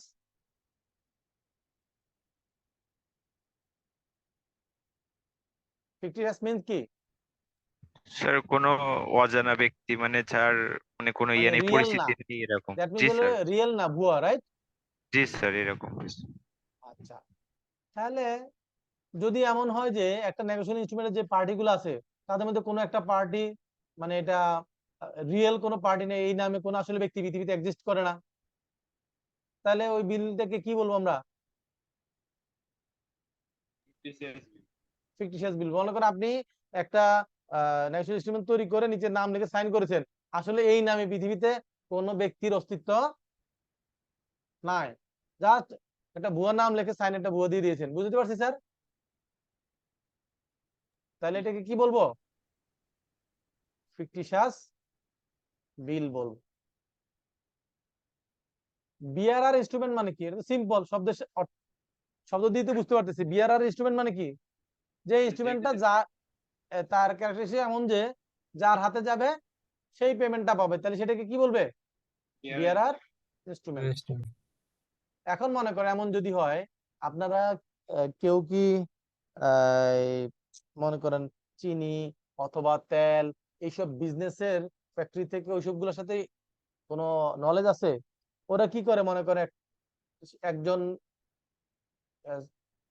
কাস্টমার সে ফ্যাক্টরি থেকে 50 টন চিনি কেনার জন্য একটা অর্ডার করলো, তার এগেনস্টে সে কিছু কি করলো, অ্যাডভান্স দিল, কিন্তু সে ফুল পেমেন্ট দেয় নাই বা টাকাটা ইয়ে করে নাই, বা একটা চেক দিয়ে একটা অর্ডার পারমিশন নিয়ে রাখলো, সে এই দামে মনে করেন প্রতি কেজি চিনি সে হয়তো 120 টাকা করে কিনবে, এরকম একটা সে ডিও কাটলো, ডেলিভারি অর্ডার নিল, ঠিক আছে? সে কি করলো, জানে যে কয়দিন পরে চিনির দামটা বাড়বে, 2 দিন পরে বা 5 দিন পরে বা 1 সপ্তাহ পরে, সে কি করলো, এটা আবার আরেকজনের কাছে ডিওটা দিয়ে দিল। তাহলে এখন ডিওটা যার হাতে যাবে সে এটার মালিক, সেই এখন কি ওই ডিওটা দেখে মালটা কিনতে পারবে, কত টাকা কিনতে পারবে? 120 টাকায়, রাইট? কিন্তু ইন দ্য মিন টাইম মার্কেটে কি হয়ে গেল, চিনির দাম বেড়ে মনে করেন 150 টাকা হয়ে গেল। তো আমি যে আগে 120 টাকা দিয়ে কিনলাম ডিওটা, এই আমি তার কাছে যখন বিক্রি করবো মার্কেটে 150 টাকা হয়ে যাবে, আমি কি 120 টাকায় তার কাছে বিক্রি করবো না একটু বেশিতে বিক্রি করবো? একটু বেশি তো স্যার। তাহলে আমি যদি একটু বেশিতে বিক্রি করি, মনে করেন আপনি 140 টাকা বিক্রি করলাম, এখন যদি মার্কেট প্রাইসের দামে আমি তাকে দেই, সে আমার থেকে নিবে না সরাসরি ফ্যাক্টরি থেকে নিবে? ফ্যাক্টরি থেকে নেবে। তাহলে এটা হলো, আপনি একটা ইনস্ট্রুমেন্ট নিয়েছেন, আবার এমন হয় না যে দেখা গেল যে একজনের কাছে বাকিতে বিক্রি করছে, মার্কেটে এরকম হয়, অনেক ট্রেড বিজনেস হয় এরকম, বাকিতে ব্যবসা হয়, যখন কি করে যে একটা সাইন করে চেক অ্যামাউন্টটা লিখে চেকটা দিয়ে দেয়, কিন্তু চেকের কোনো ডেট বসায় না, কি করে না, ডেট বসায় না, অথবা ওই চেকের যেই পেইন নামটা সেখানে নামটা লেখে না। কেন লেখে না? কারণ এই কাস্টমার কি করবে, আপনার কাছ থেকে মাল নেওয়ার জন্য সে চেক দিবে, বাকিতে নেওয়ার জন্য দিল, চেক দিল, আপনি কি করলেন, এই টাকা কবে পরিশোধ করবে এটার জন্য ওয়েট করবেন, নাকি ইন দ্য মিন টাইম আপনি আরেকজনের কাছে চেকটা দিয়ে আপনার টাকার দরকার হলে আপনি কি করবেন, পেমেন্টটা নিয়ে নেবেন না? অথবা আপনি আরেকজনের কাছে মাল কিনছেন, তাকে আবার এই চেকটা দিয়ে দিলেন, তাকে টাকা না দিয়ে কি করলেন, এই চেকটা দিয়ে দিলেন, তাহলে এই চেকটা ঘুরতেছে না পুরো মার্কেটে? জি স্যার। এই ট্রেডিং মার্কেটে এরকম চেক, আপনি ওই যে পুরান ঢাকায় যান, ওই সোয়ারিঘাটে যান, এখন যত এইগুলো জায়গায় বিজনেস আছে, চকবাজারে যান, ওইসব জায়গায় বিজনেসে দেখবেন যে এই চেক এরকম ঘুরে। তাহলে এটা তখন আমরা এটা কি বলবো, বিআরআর ইনস্ট্রুমেন্ট। কিন্তু যখন কেউ না কেউ লাস্ট ফাইনালি তো এটা দিয়ে টাকা তুলবে নাকি, জি স্যার। জি স্যার। তখন ওই যে যার যতক্ষণ পর্যন্ত না তার নামটা বসানো হচ্ছে তার আগ পর্যন্ত এটা বিআরআর থাকছে, কি থাকছে, বিআরআর থাকছে। কিন্তু যখনই নামটা লিখে দিলেন তখন তো এটা এন্ডোর্সমেন্ট হয়ে গেল, তখন আর কি এটা আপনি অন্য কাউকে বিআরআর হিসেবে দিতে পারবেন এটা? আর এখন না স্যার। তখন এটা হলো আপনার কি, ইন্ডোর্স হয়ে গেল। আর ইন্ডোর্স হয়ে গেলে ওই যার নামে ইন্ডোর্স হলো সে ছাড়া অন্য কেউ আর টাকাটা তুলতে পারবে? আর অর্ডার ইনস্ট্রুমেন্ট মানে কি, ওই নেগোশিয়েবল ইনস্ট্রুমেন্টে বলে দিবে যে এটা মিস্টার এক্স কে পেমেন্ট করো, অথবা তার রিপ্রেজেন্টেটিভ, অথবা সে যেভাবে নির্দেশ করে সেইভাবে পেমেন্টটা করো। বুঝতে পারছি স্যার? জি স্যার। ওকে, তারপর দেখেন বলছে instrument payable on demand. On demand, আমরা সবাই দেশে যারা বাস করি সবাই তো বাংলাদেশের কারেন্সি বা টাকা নোট তো আমরা দেখেছি নাকি স্যার? জি স্যার। টাকার উপর কিছু লেখা থাকে? জি স্যার। জি স্যার। কি লেখা থাকে? চাহিবা মাত্র ইহার বাহককে দিতে বাধ্য থাকিবে। এই চাওয়া মানে হচ্ছে ডিমান্ড, চাওয়া মানে কি ডিমান্ড। ডিমান্ড। তাহলে একটা চেক যখন আমি জমা দিব, তাহলে আমার কাছে একটা চেক আছে, ঠিক আছে, আমি চেকটা যতক্ষণ পর্যন্ত জমা না দিচ্ছি ততক্ষণ পর্যন্ত আছে, কিন্তু যখন চেকটা জমা দিলাম দ্যাট মিন্স আমি চেকটা ডিমান্ড করলাম পেমেন্টের জন্য, রাইট? জি জি স্যার। স্যার। তাহলে negotiable instrument payable on demand, তার মানে এটা পেমেন্টের জন্য যখন কেউ ডিমান্ড করবে, দাবি করবে, তখনই পেমেন্টটা দিতে হবে। তাহলে এরকম ইনস্ট্রুমেন্ট কি আছে?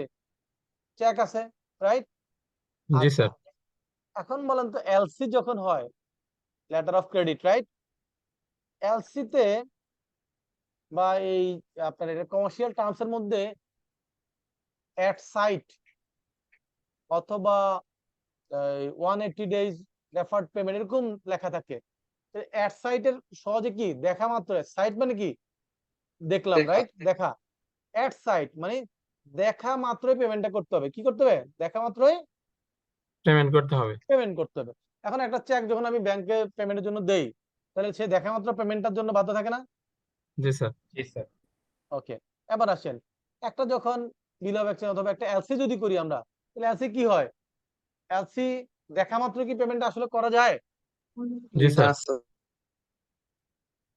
যদিও এট সাইট লেখা, এট সাইট মিন্স আপনার কাছে ডকুমেন্ট গুলো আসলে আপনি পেমেন্টটা দিতে বাধ্য, এটাকে বলে এট সাইট। এটার জন্য আপনি 30 দিন, 25 দিন, 20 দিন, 1 মাস, 120 দিন, 180 দিন এরকম অপেক্ষা করার প্রয়োজন না, রাইট?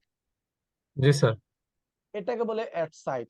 তো কিন্তু এলসির এট সাইট বললো আসলে এটা এই প্রসেস ফলো করে পেমেন্ট কনফার্মেশন নিয়ে পেমেন্ট করতে মিনিমাম 2-3 দিন লাগবেই। কারণ ওই ডকুমেন্টটা যখন ব্যাংকে প্লেস হবে, আপনি তখন আপনার কাস্টমার কাছে পাঠাবেন যে ভাই তোমার এই পেমেন্টের জন্য ইয়ে আসছে, তুমি এখন এটা অ্যাকসেপ্টেন্স দাও, তোমার ডকুমেন্ট এইভাবে আসছে, তুমি এগুলা কি করো, ডকুমেন্টটা সাইন করে দাও, এটা পেমেন্টটা করবো। তাহলে সে যতক্ষণ পর্যন্ত ওই ডকুমেন্ট গুলো সাইন করে না দিচ্ছে ততক্ষণ পর্যন্ত কি পেমেন্ট আসলে ব্যাংক করতে পারতেছে? না স্যার। আর আসার সাথে সাথেই কি ব্যাংক দিতে পারো? কারণ তার ব্যাংক তো এই এক্সপোর্টের এগেইনস্টে যদি পেমেন্ট করতে হয়, তাহলে এক্সপোর্ট যে আসলে রিয়েলি হয়েছে, ইনভয়েস হয়েছে, বিল অফ এক্সপোর্ট হয়েছে, তাহলে ডকুমেন্ট গুলো যাচাই না করে কি ব্যাংক পেমেন্ট করতে পারবে? না স্যার। এখন মনে করেন ডকুমেন্ট আসছে, বলছে যে এট সাইট, চোখ বন্ধ করে পেমেন্ট করে দিয়েছে, দেখা গেল যে আসলে এটা এক্সপোর্টই হয় নাই। কি হয় নাই? এক্সপোর্টই হয়নি। তাহলে মনে করেন আপনি ইম্পোর্ট করছেন মালামাল, দেশে আসলে ফ্যাক্টরিতে রিসিভ হইলে না এটা পেমেন্টটা দিবেন নাকি? জি স্যার। জি স্যার। নাকি ওই কাস্টমার একটা ইনভয়েস দিয়ে দিলেই ব্যাংক পেমেন্ট করে দিবে? না স্যার। তাহলে এট সাইট বললেও আসলে এটা যাচাই বাছাই করতে 3 থেকে 4 ওয়ার্কিং ডেজ লাগে, ঠিক আছে? কিন্তু চেকের ক্ষেত্রে কি 3 or 4 ওয়ার্কিং ডেজ লাগবে? না না স্যার। না স্যার। স্যার। সাথে সাথে।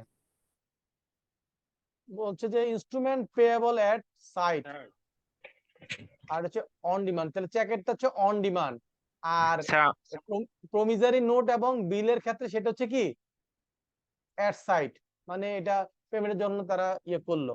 আবার যখন বিলটা ডকুমেন্টটা প্লেস করে, সেখানে যদি লেখা থাকে যে ওই এটা ডকুমেন্টটা প্লেস করার 30 ডেজ পরে অথবা 90 ডেজ পরে অথবা 180 ডেজ পরে পেমেন্ট করবে, তাহলে আফটার সাইট। একটা হলো এট সাইট, আর একটা কি আফটার সাইট। সাইট। সাইট। এট সাইট মানে দেখেই দিতে হবে, আর আফটার সাইট মানে দেখার পরে দিতে হবে। একটা হলো দেখলাম দিয়ে দিলাম, দেখার সাথে দিতে হবে, একটা হলো দেখার পরে দিব। তাহলে দেখার পরে কেন দিব? কারণ ডকুমেন্টটা আসছে, দেখছি, কিন্তু আমি দিতে পারতেছি না। কেন? কারণ এখানে একটা ক্লজ আছে যেটা 90 ডেজ পরে অথবা 6 মান্থ পরে পেমেন্টটা হবে। বুঝতে পারছি স্যার? এগুলা ইন্টারন্যাশনাল কমার্শিয়াল টার্মস, ইনকো টার্মস এর মধ্যে এরকম বিভিন্ন ধরনের টার্মিনোলজি আছে, এইগুলা জানতে হয়। এলসির ক্ষেত্রে এই বিভিন্ন শব্দগুলো ব্যবহার হয়, সেগুলো জানতে হয়। স্যার আফটার সাইটের ক্ষেত্রে স্যার যেদিন আমি দেখেছি তার পরবর্তী থেকে দিনটা কাউন্ট করব না স্যার? এখানে ওইখানে বলা থাকে, এটা আসলে নির্ভর করবে আপনার ওই এলসির মধ্যে কি বলা আছে। এটা কি ব্যাংকের ডকুমেন্টটা প্লেস করা থেকে 90 ডেজ না কোন ডেট থেকে 90 ডেজ, এটা সেখানে কি বলা থাকবে? একটা ক্লজে বলা থাকবে। নরমালি ডকুমেন্ট প্লেস করার, ব্যাংকে আপনি ডকুমেন্টটা প্লেস করার ডেট থেকে 90 ডেজ, ডেট থেকে 6 মান্থ এইভাবে হয়। বুঝতে পারছি স্যার? জি স্যার। এখন যদি ওখানে লেখা থাকে যে না এটা বিল অফ লেডিং থেকে বা শিপমেন্ট ডেট থেকে 90 ডেজ, সেটা হবে। ওকে এখন স্যার। আপনার সাথে এগ্রিমেন্ট কি সেটার উপর নির্ভর করবে, রাইট? জি এখন বলছে যে আনডেটেড বিল, এটা কি বোঝানো কিছু আছে? আনডেটেড বিল একটা বিল যেটার উপর কোনো ডেট উল্লেখ নাই, যেমন একটা চেকের উপর কি যদি ডেট উল্লেখ না থাকে তাহলে কি আনডেটেড হয়ে গেল না? জি একটা বিল অফ এক্সচেঞ্জ যেটার কি ডেটটা উল্লেখ করা নাই, যখন তার মানে তাহলে এটাকে আনডেটেড বিল বলবো, ঠিক আছে? Undated cheque, undated bill. Okay sir. Okay sir. Banker draft, এই ব্যাংকার ড্রাফটস এর एग्जांपल কি কেউ বলতে পারবেন? ব্যাংকার ড্রাফট আপনারা বিভিন্ন সময় মনে করেন আপনি আইসিবি তে যে ফি জমা দিয়েছেন সেটা কিসের মাধ্যমে দিয়েছেন? চেকের মাধ্যমে দিয়েছেন, ক্যাশের মাধ্যমে দিয়েছেন, না অন্য কোনো ভাবে পেমেন্ট দিয়েছেন? স্যার ব্যাংক টু ব্যাংক যে পেমেন্ট মানে ট্রান্সফার করা হয় যে মানে সেটাই কি ব্যাংকার্স ড্রাফট? হ্যাঁ রাইট, কিন্তু পে সেটা অর্ডারের তো মাধ্যমে দিছে স্যার। এটা তো আপনি একটা শাব্দিক অর্থ বললেন, হ্যাঁ তুই একটা एग्जांपल দেন তাহলে বুঝতে পারবে। স্যার পে অর্ডার করছি আমরা। প্রি পে অর্ডারের অর্ডার, যেমন sir pay order, demand draft মানে ডিডি, হ্যাঁ এগুলো হচ্ছে কি ব্যাংক ড্রাফট। এটা হলো দেখেন ব্যাপারটা একদম সূক্ষ্ম। এই দেখেন আপনি পে অর্ডার নিলে কি হয়, ব্যাংক ব্যাংকে পেমেন্ট করে নাকি সরাসরি ক্লায়েন্টকে পেমেন্ট করে? ব্যাংকের সাথে ব্যাংকে ব্যাংকের পেমেন্ট রিলেশন করে। হয়, রাইট? তারপরে ব্যাংক তাকে তার ক্লায়েন্টের অ্যাকাউন্টে টাকা দেয় নাকি? জি স্যার। এই যে ইনস্ট্রুমেন্টটা দেখেন, আপনি যখন চেক সিগনেচার করছেন ইনস্ট্রুমেন্টটা কার? ব্যাংকের ইনস্ট্রুমেন্ট না আপনার ইনস্ট্রুমেন্ট? স্যার আমার আমার। কিন্তু যখন পে অর্ডার হচ্ছে এটা কি আপনার আপনার এন্ডোর্সমেন্টে পে অর্ডারটা ইস্যু হচ্ছে নাকি ব্যাংকের এন্ডোর্সমেন্টে বা ব্যাংকের ইয়েতে সিগনেচারে? কার? স্যার ব্যাংকের ব্যাংকের সিগনেচার। ব্যাংকের সিগনেচার স্যার। এই ব্যাংক, তাহলে একটা ব্যাংক এটা দিল, এইটা নিয়ে আবার কোথায় জমা দিব? আরেকটা ব্যাংকে দিব। জি স্যার তাহলে জি স্যার। এটা তাহলে কি হলো, ব্যাংকের সাথে ব্যাংকের রিলেশন হলো, রাইট? তাহলে এই ব্যাংক টু ব্যাংক যে ধরনের ট্রানজাকশন গুলা হয়, ডকুমেন্ট গুলা ইস্যু হয়, সেগুলোকে কি বলবো আমরা? ব্যাংকার্স ড্রাফট, যেমন পে অর্ডার, ডিডি টিডি এগুলো, ঠিক আছে স্যার? জি স্যার তারপর আছে কি বিল ইনসেটস। বিল ইনসেটস এটা দেখেন, বিল তো বুঝি ন্যাচারাল ইনস্ট্রুমেন্ট। বিল এটা বিল মানে বিল অফ এক্সচেঞ্জ। বিল মানে কি? বিল of exchange. Bill insets, set means আমি বিল অফ এক্সচেঞ্জ, আমি মনে করি একটা বিল অফ এক্সচেঞ্জ ইস্যু করলাম, তাহলে এটাতে একটা হওয়ার কথা, একটা সিঙ্গেল বিল হওয়ার কথা, রাইট? বিল অফ এক্সচেঞ্জ হওয়ার কথা। তাহলে সেটস মিনস কি? দ্যাট মিনস ওই বিল অফ এক্সচেঞ্জের খন্ড খন্ড ভাগ আছে, 5-7টা পার্ট মিলে একটা বিল অফ এক্সচেঞ্জ। বুঝতে পারছি স্যার? জি স্যার। হ্যাঁ, এটা কি জিনিস, এটা আসলে কিভাবে কাজ করে এটা বুঝতে হবে। এখন মনে করেন এখন তো যুগ অনেক পরিবর্তন হয়েছে, এখন সরাসরি আমরা চাইলে ইউরোপ থেকে, আফ্রিকা থেকে যে কোনো মালামাল সরাসরি আমরা কি কুরিয়ারের মাধ্যমে, শিপে অথবা এরোপ্লেনে আনতে পারি, right sir? Sir supplier customer direct relation করা যায়, অথবা মাঝখানে ব্যাংক আপনি ইয়ে করলেন। কিন্তু একটা সময় কি হইতো, এখন যদি এমন হয় যে এক দেশের বর্ডার ক্রস করে আরেক দেশে, আরেক দেশের বর্ডার ক্রস করে আরেক দেশে, এইভাবে হয়ে ভায়া হয়ে দেশটা আসবে, আপনার কাছে ডকুমেন্টটা বা ওই গুডসটা আসবে, তাহলে সেক্ষেত্রে কি হবে?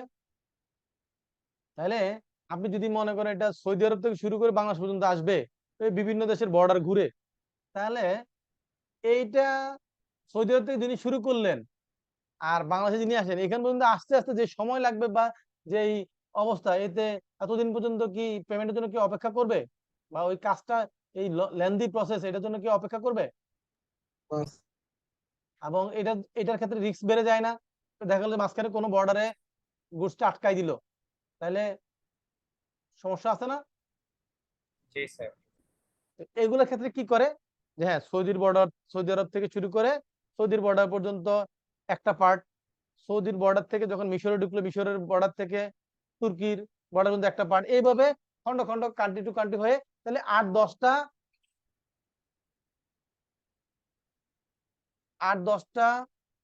আপনার পার্টে পার্টে কাজ হচ্ছে না?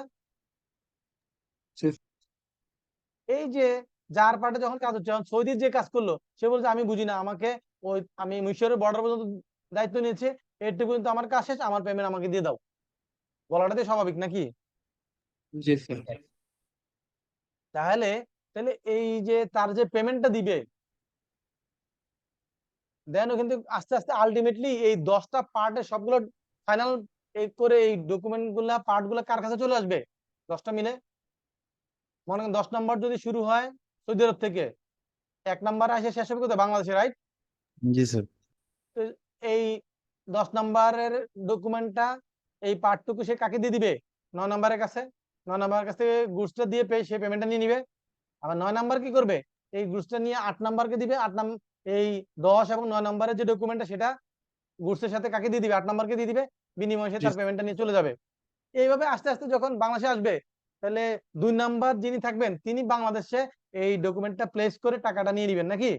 নিতে গেলে পিছনে যে সে এই বিভিন্ন পার্ট ছিল এবং সেই পার্টটুকু সহ সে পেমেন্ট দিয়ে আসছে, ওই তার এই কুপন গুলো, এটাকে যদি কুপন হিসেবে চিন্তা করি, এই কুপন গুলো সে জমা না দিলে কি সে টোটাল পেমেন্টটা পাবে? না না স্যার। স্যার। এইগুলো এখন পৃথিবীতে এই কর্মকাণ্ড চলে না, চলে শুধু একটা জায়গায়। কোথায়? যেখানে স্মাগলিং হয়। কি হয়?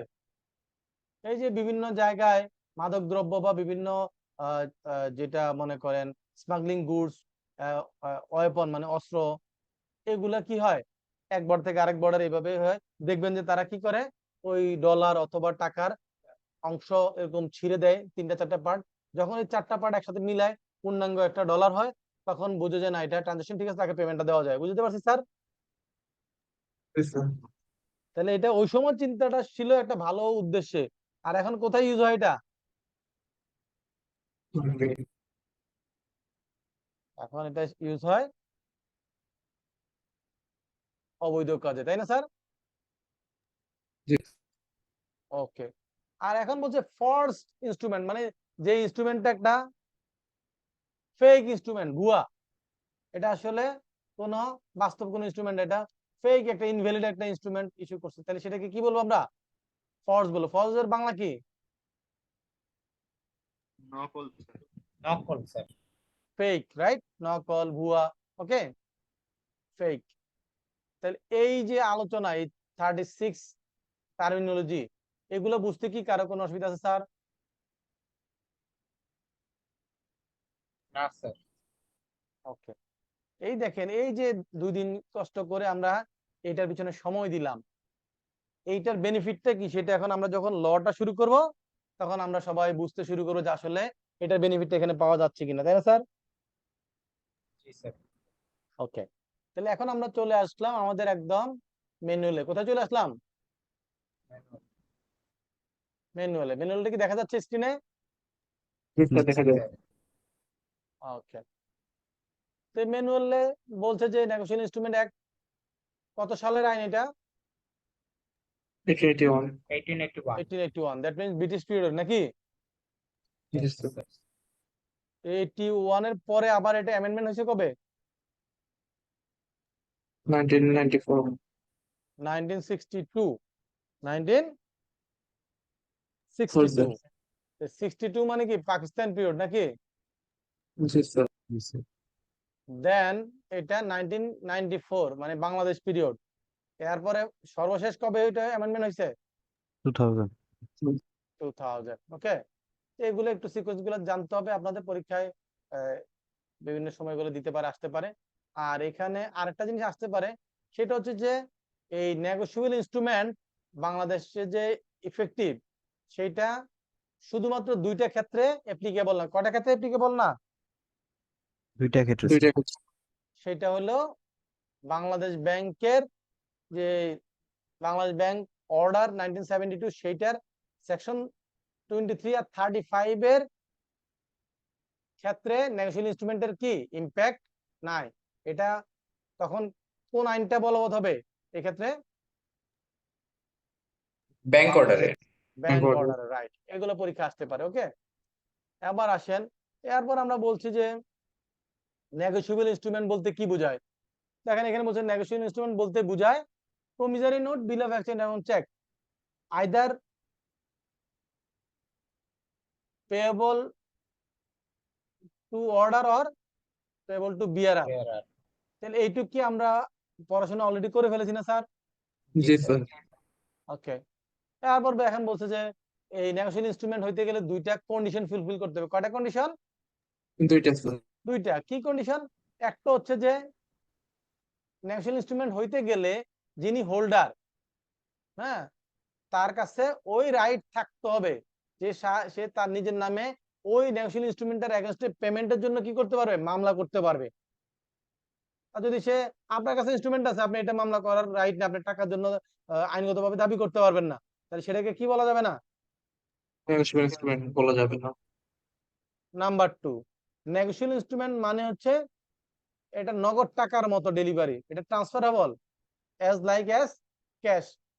আপনি টাকা কি হয় একজনের হাত থেকে আরেকজনের হাতে ট্রান্সফার হইতে, এটার জন্য কি কোনো বিলম্ব দরকার হয় বা কোনো পারমিশন বা কোনো অথরাইজেশন দরকার হয়? না স্যার। ঠিক তেমনি নেগোশিয়েবল ইনস্ট্রুমেন্টও ক্যাশের মতো এটাকে ট্রিট করা যাবে। এটা প্লেস করলেই তার বিনিময়ে কি পাওয়া যাবে? পেমেন্ট পাওয়া যাবে। তো এই দুইটা কন্ডিশন না করলে সেটাকে নেগোশিয়েবল ইনস্ট্রুমেন্ট বলা যাবে না স্যার। না। ওকে, তাহলে আমরা যা পড়লাম এতে কি এখানে কোনো উপকার হচ্ছে? স্যার একটু কনফিউজ হয়ে গেলাম স্যার, মামলাটা কে করতে পারবে আর কার এগেইনস্টে করতে পারবে স্যার? ওরে বাবা, কথা তো সিম্পল।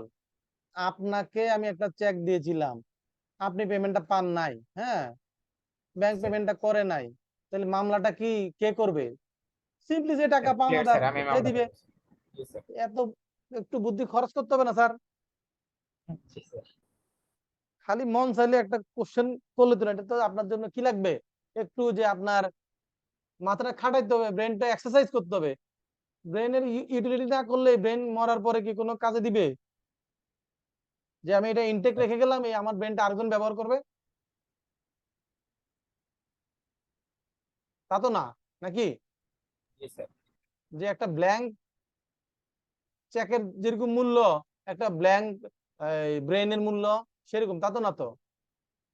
বরঞ্চ ইউজ করা ব্রেন হলে সেটাতে নলেজ বেশি থাকবে, এক্সপিরিয়েন্স বেশি থাকবে, কিন্তু আনইউজ ব্রেন থাকলে এটার দাম তো 1 টাকাও নাই। কিন্তু ওই আপনার ব্ল্যাঙ্ক ইনস্ট্রুমেন্ট হলে সেটার সুবিধা বেশি না,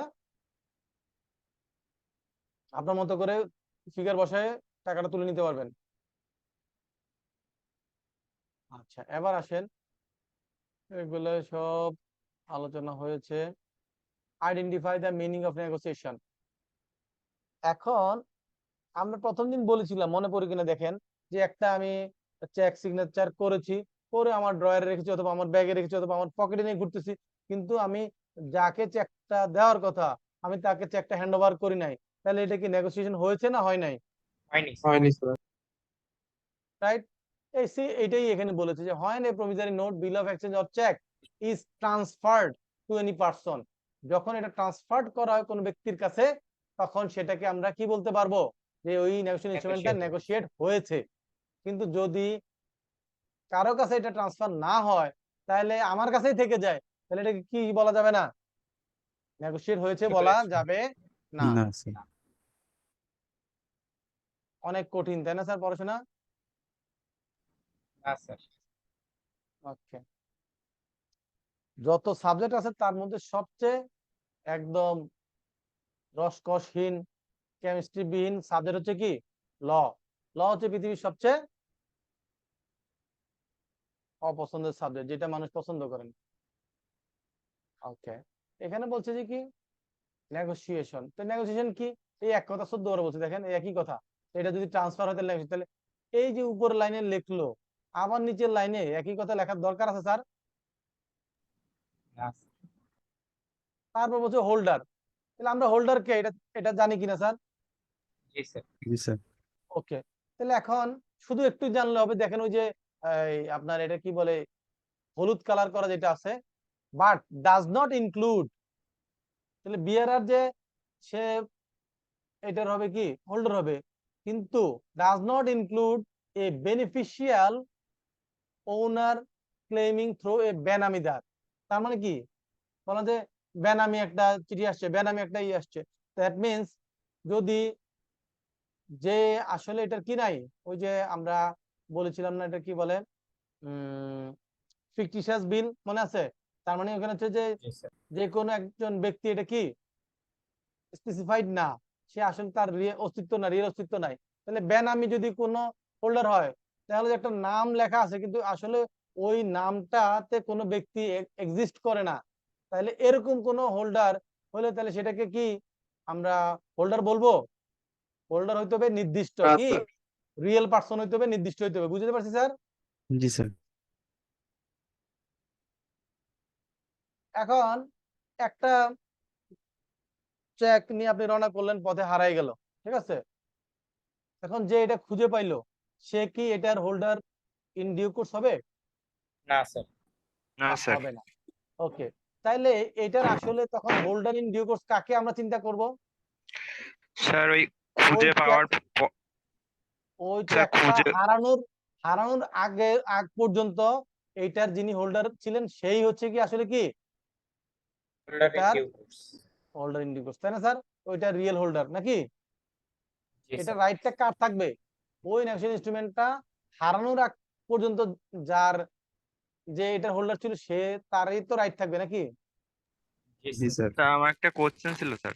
জি বলেন।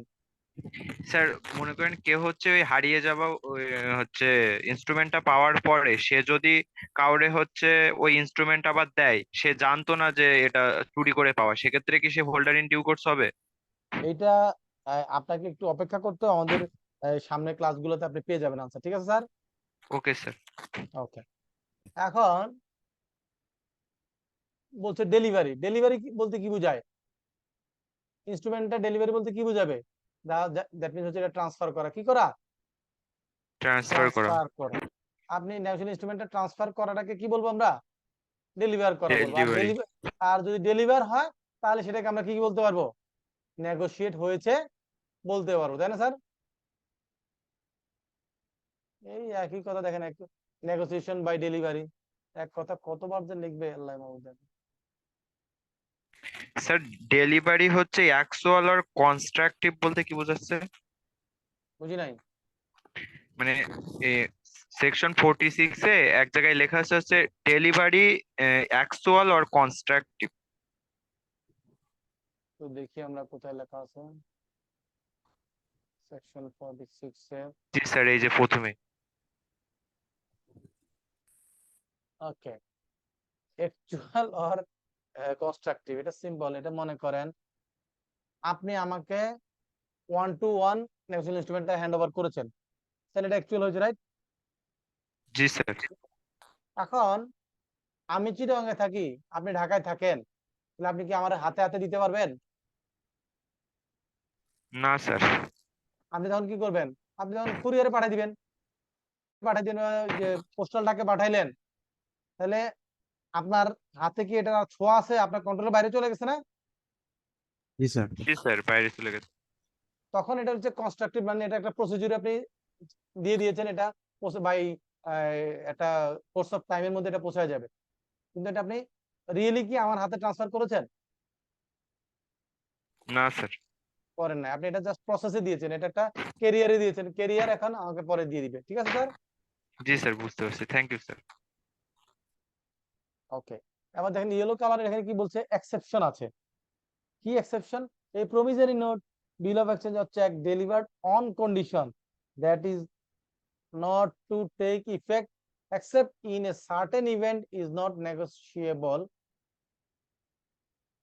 except in the hands of a holder for value without notice of the condition unless such event happens. এটা সিম্পল। এটা হলো এরকম যে বলছে যে আমি আমার রিপ্রেজেন্টেটিভ দিয়ে এই নেগোশিয়েশন ইনস্ট্রুমেন্টটা পাঠিয়েছি, সে তখনই নেগোশিয়েশন ইনস্ট্রুমেন্টটা তাকে হ্যান্ড ওভার করবে যখন সে আমার কি রিপ্রেজেন্টেটিভের কাছে এই এই নির্দিষ্ট গুডসটা বা এই ডকুমেন্টটা বা এই জিনিসটা দিবে। বুঝতে পারছি স্যার? কারণ আপনি এই যে দেখেন, আমরা যখন দারাজে বা অনলাইনে কোনো কিছু কেনার জন্য অর্ডার করি না, করি কিনা অনলাইনে? জি স্যার। করলে সেখানে অনেক এরকম কন্ডিশন আছে না যে ক্যাশ অন ডেলিভারি? জি স্যার, সিওরি। তাহলে ক্যাশ অন ডেলিভারি, তাহলে এটা ডেলিভারিটা কখন কমপ্লিট হবে?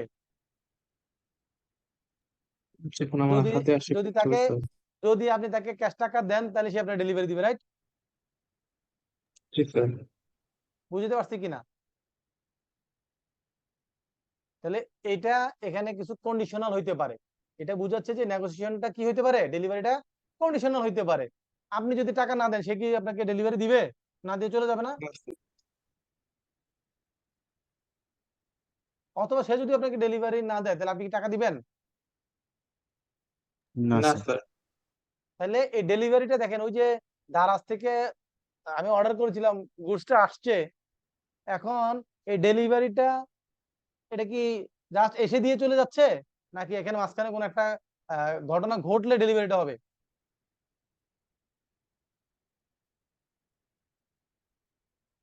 যদি এটা বাসায় এসে জাস্ট ডেলিভারিটা দিয়ে চলে যেত তাহলে এটা হচ্ছে ডেলিভারি সিম্পল নেগোসিয়েশন। কিন্তু এখানে ডেলিভারিটা দেখেন কি হচ্ছে, এক্সেপশন হচ্ছে কি, ডেলিভারিটা কন্ডিশনাল ডেলিভারি হচ্ছে। নেগোসিয়েশনটা হচ্ছে কি, কন্ডিশনাল নেগোসিয়েশন। কিরকম, যে আপনি যদি তাকে নগদ টাকা দেন তাহলে সে আপনাকে মালটা ডেলিভার করবে, নইলে করবে না। বুঝতে পারছি কিনা স্যার?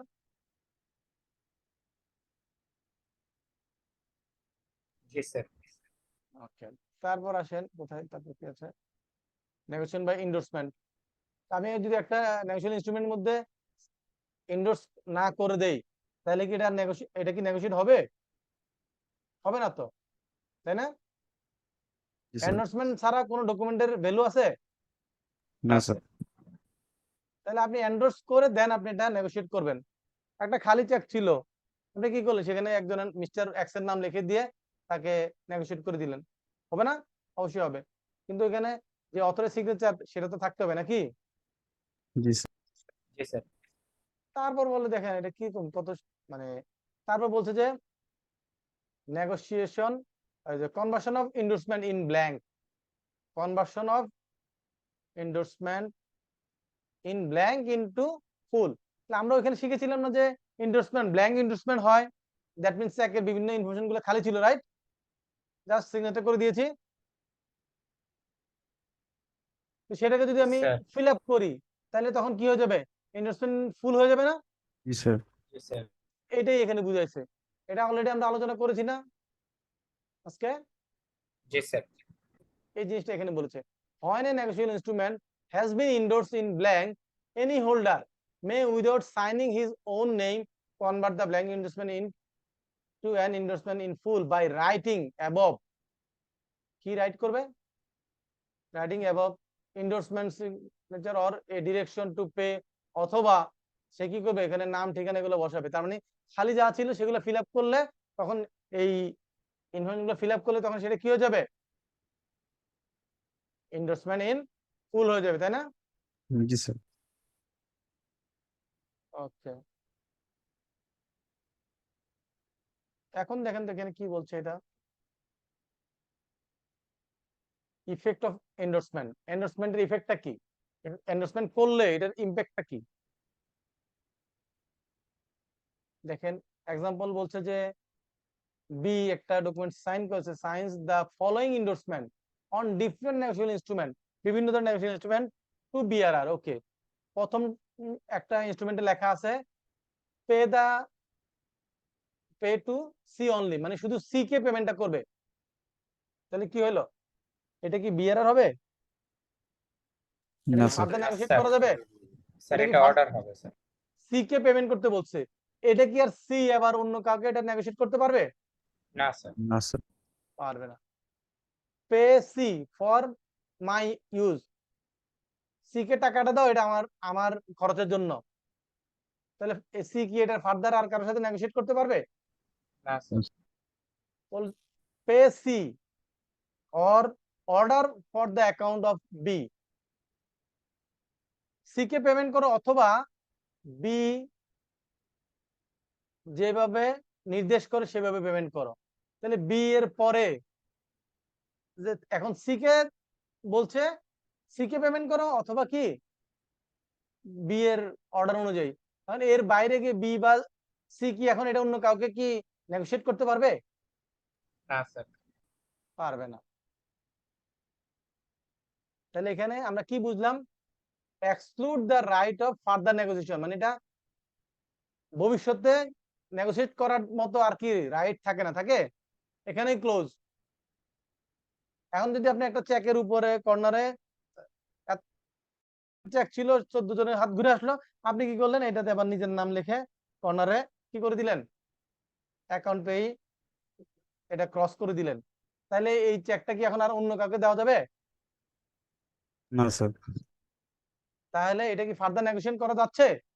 না স্যার। তাহলে আমরা বলতে পারবো যে ওই নেগোসিয়েশন ইনস্ট্রুমেন্টের এখন কি ফার্দার নেগোসিয়েট করার কি নাই, আর রাইট নাই। নাই। জি স্যার। বুঝতে পারছি স্যার এই অংশটুকু? জি স্যার। এখন ওইখানে ছিল পে সি অনলি, এখন পে সি বললাম, এখন এখানে তো আমি তো এখানে তো আমি লিমিট করে দেই না যে শুধুমাত্র সি, এটা কি বলেছি এখানে? না স্যার। তাহলে এটা কি ফার্দার নেগোসিয়েট করা যাবে না? যাবে জি স্যার। যাবে। এই এক্সাম্পল গুলোই আপনাদের বুঝতে হবে, পরীক্ষাগুলো আসলে আপনারা আনসার করতে পারবেন। হু মেন নেগোশিয়েট, কে নেগোশিয়েট করতে পারবে বলেন তো? যিনি চেকটা তৈরি করছেন বা নেগোশিয়েশন ইনস্ট্রুমেন্ট তৈরি করছেন, উনি এটা নেগোশিয়েট করতেছেন, রাইট? মেকার বা ড্রয়ার। যিনি পেই তিনি এটা একেবারে যদি বিয়ারার হয়, তাহলে ফাইনাল হোল্ডার পর্যন্ত এটা সে কি করতে পারবে, নেগোশিয়েট করতে পারবে, রাইট? অথবা ইন্ডোর্সি, যার নাম এটা এন্ডোর্স করে দেওয়া হয়েছে, সে করতে পারবে। অথবা joint maker, joint drawer, joint payee, অথবা ইন্ডোর্সি। তাহলে দ্যাট মিনস হচ্ছে একটা নেগোশিয়েশন ইনস্ট্রুমেন্টের মেকার, ড্রয়ার, পেই, ইন্ডোর্সি এরা কি করতে পারবে, ফার্দার নেগোশিয়েট করতে পারবে। বুঝতে পারছি স্যার? জি sir.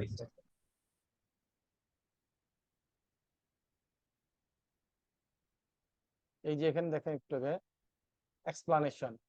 Nothing in this section enables a maker or drawer to endorse or negotiate an instrument unless he is in lawful position or is holder thereof or enables to pay endorsee.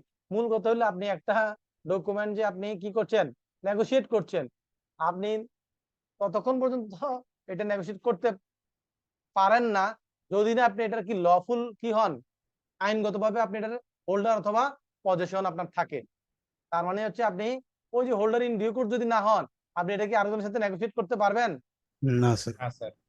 আচ্ছা, এখন কথা হলো যদি এটা negotiate করে দিলেন, এখন যিনি এই ডকুমেন্টটা কি করলেন, রিসিভ করলেন, তার এগেইনস্টে উনি পেমেন্ট করে রিসিভ করেছেন এবং উনি জানতেন না যে যার কাছ থেকে নিচ্ছেন তার কি, সে হোল্ডার ইন ডিউ কোর্স না, সে বৈধভাবে এটার মালিক হয় নাই। তাহলে আপনি যে এটা কিনলেন, তাহলে আপনার অধিকার কি হবে বলেন তো? আইনে বলছে যে আপনি আগের জনের তার পজেশন সঠিক থাকুক বা না থাকুক, তার এটা কি বল লিগ্যাল রাইটস থাকুক বা না থাকুক, আপনি যদি ইন ডিউ কোর্সে ওইটার ওনার হয়ে থাকেন, তাহলে আপনার রাইটটা কোনো ক্ষুণ্ণ হবে না। কিরকম? কারণ আপনি তো এটার বিনিময়ে টাকা দিয়েছেন, নর্মাল প্রসেসে আপনি এটা কি হয়েছেন, মালিক হয়েছেন, রাইট?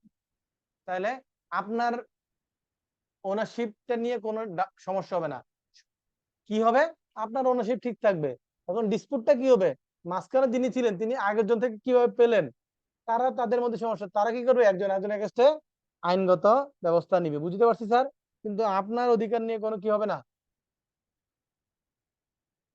যেহেতু আপনি হোল্ডার ইন ডিউ কোর্স, আপনি নিয়ম মেনে কনসিডারেশন পেমেন্ট করেই আপনি কি করেছেন, হোল্ডার হয়েছে, সেক্ষেত্রে আপনার টাইটেলে কোনো সমস্যা হবে। সেটা সমস্যা কার হবে,